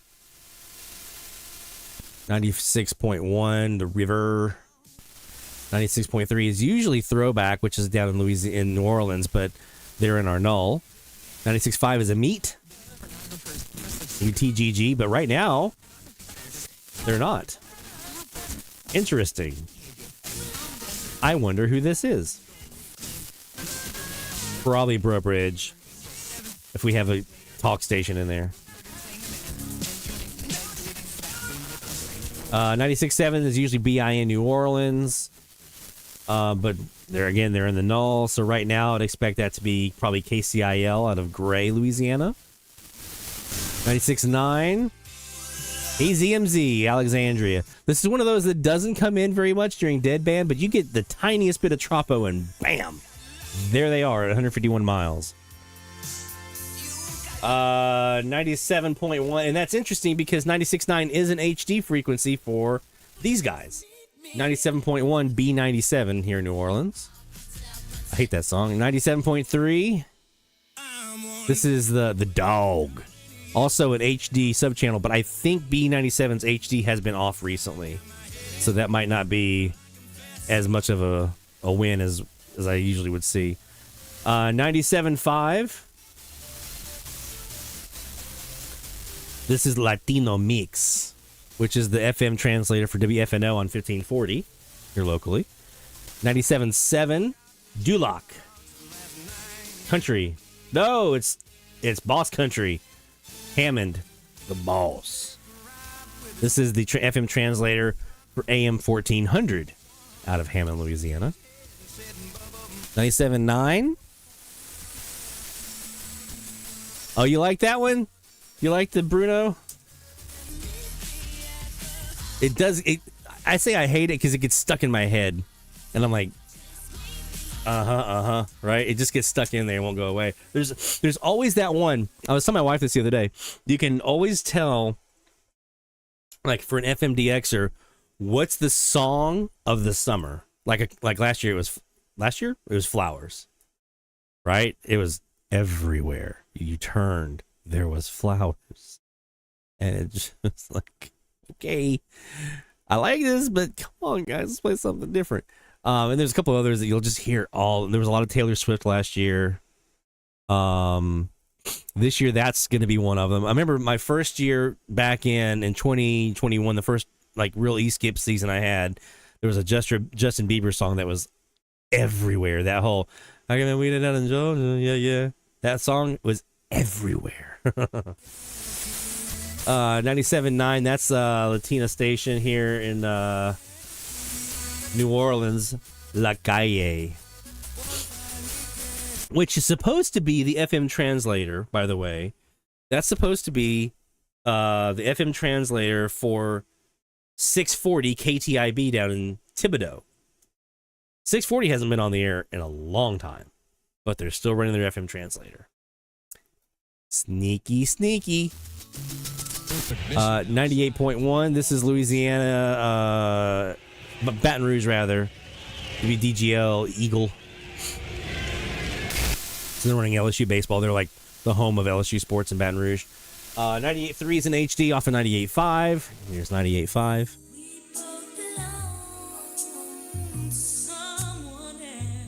Uh, 101.5 is Baton Rouge. We have 101.1. Here is 98.7, which is also HD off of 98.5, but we actually have something here. To save my life. If you came to me and said you cannot, this is probably Kiss. Pinky promised you. Pinky say yes. Yes, no. Scarlett, I pinky promise.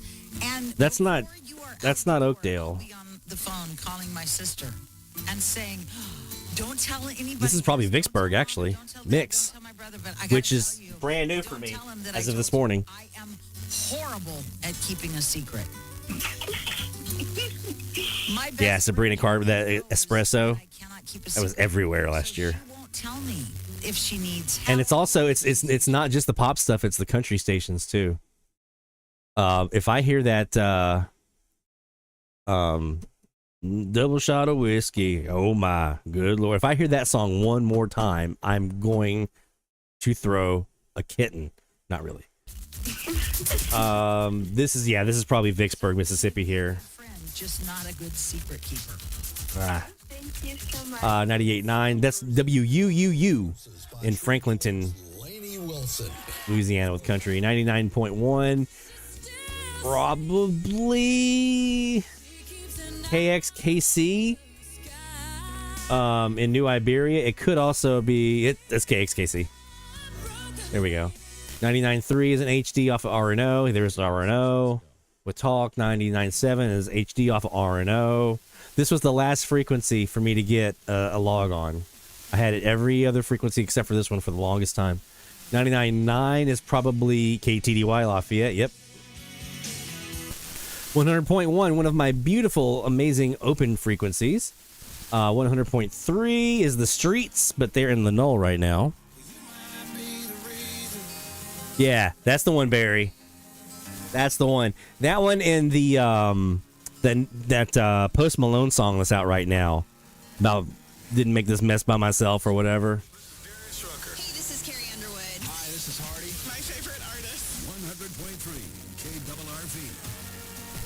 Alexandria. Okay. That's Alexandria. Yep. 100.5. Nothing usually here. That's an open. 100.7 is Baton Rouge. The Tiger Country. 100.9 is HD off of this one, which is 101.1, which is our big country station here in New Orleans that I grew up listening to. Different ways. Then we have 101.3, which is also HD off of them. 101.5 is Baton Rouge, WYNK. But right now they're kind of weak. Ah. TK 101, that's Pensacola. Yep, that's a Pensacola station right there. They get out big. When I was coming down from North Carolina 2 years ago, they had a huge signal coverage area. I was hearing them way up in Alabama. This is probably WYNK in Baton Rouge. Sometimes 101.1 and 101.5 will be carrying the same thing at the same time, the same content. But that's YNK. 101.7. Who is this? That's not local.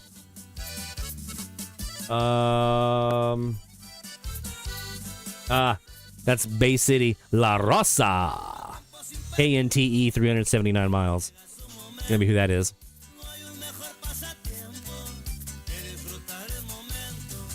Let's see. We got 4 people logged in right now watching along with this on the web server. Hi, guys. If you're watching the stream and dialed in, that's awesome. Speaking of Miley, there's Wrecking Ball on 101.9. That's Magic here in New Orleans. 102.1. That's Big 102 in Assil, Louisiana. I think it's the city. Usually it's a nice open frequency for us. Coast 102 in Gulfport is here in 102.3. Gulfport, Biloxi. Then WFMF in Baton Rouge here on 102.5. This is one of those frequencies that if Tropo is in, it's these guys. If Tropo is not in, this is a great open frequency for E-Skip. Or a fringe frequency. 102.7 is probably WXBM in Milton, Florida. 102.9 KMEZ, Belle Chase, Louisiana. 103.1 probably WOSM, Ocean Springs. Oh yeah, blurred lines. Yeah. That was during my FMDX hiatus, but I can imagine that would be everywhere. Because I know it was just listening to the radio, it was everywhere that summer. Because that was the summer I got married, and we heard it like 20 times on our trip for our honeymoon. That's Talk. That's Ocean Springs, Super Talk, Mississippi. 103.3 is a local. That's Classic Hits. We are QQ. 103.5 is a HD off of the newly minted 103.7 Voodoo on the West Bank of New Orleans. 103.9 is also HD from them. 104.1 is the Vibe over in Gonzales. Used to be the Spot here in New Orleans, but it was part of the switch with Hattiesburg. They switched. Now this is out towards Gonzales, so this is actually an open frequency now. 104.3 is very much open. 104.5. We're doing a live band scan here, by the way. That's what we're doing. We're just doing a live band scan. 104.5 is Alexandria, I want to say. Empire, KWMZ, which is New Orleans-ish. But there is also Hattiesburg here with rock as well, so it could be them. 104.7. That is Franklinton, not Franklinton. That is the highway. Isn't that what we saw earlier? The highway 104.7 Folsom. Yeah, we had that earlier on our earlier part of the band scan. So let me just do a really quick one up here at the top. 107.9. That's Kicker 108. Much more. 107.7 is open right now. So Tropo is not like super strong right now, because if it was, we'd have something on 107.7 and 107.3 would be stronger. 106.9 would be stronger. For their big day. Well, that's always new roads. Last 2025. There's that open carrier 105.7 again. 105.9. That's the monkey. Probably. So, all right. Yeah. So the Tropo, it's there. It's a decent Tropo.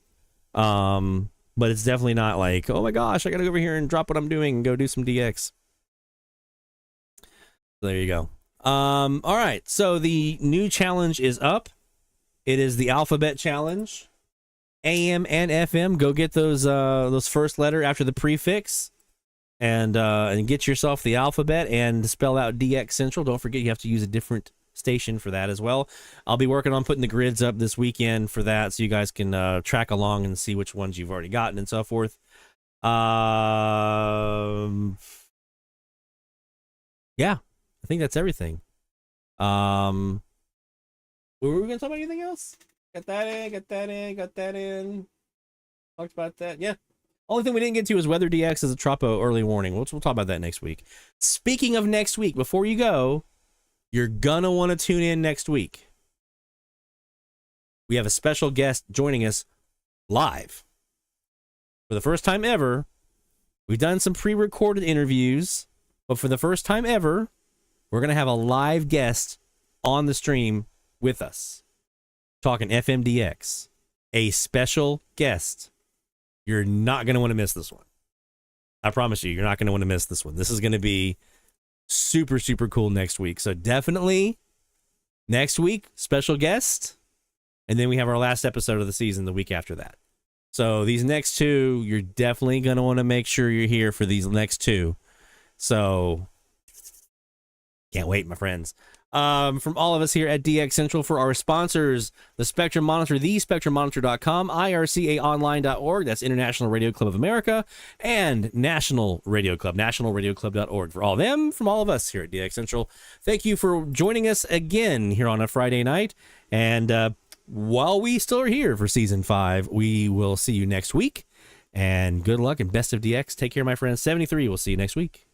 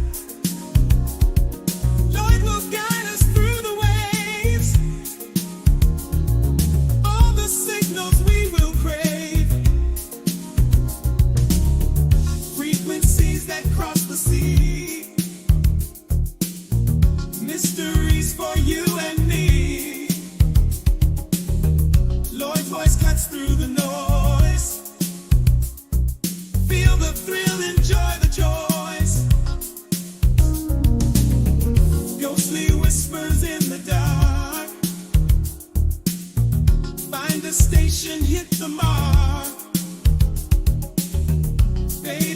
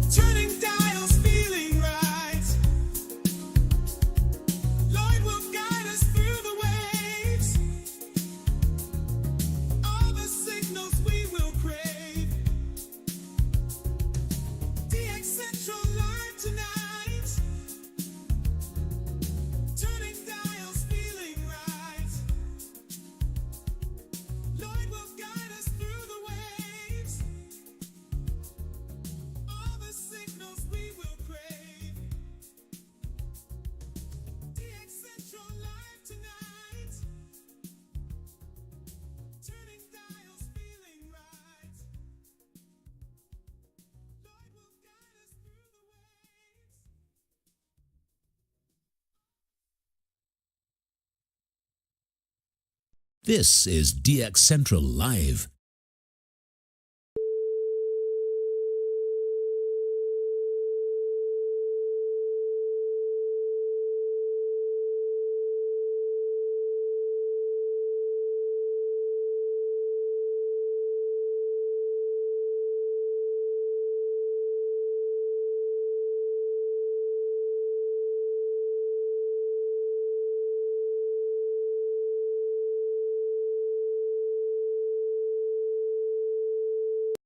This is DX Central Live.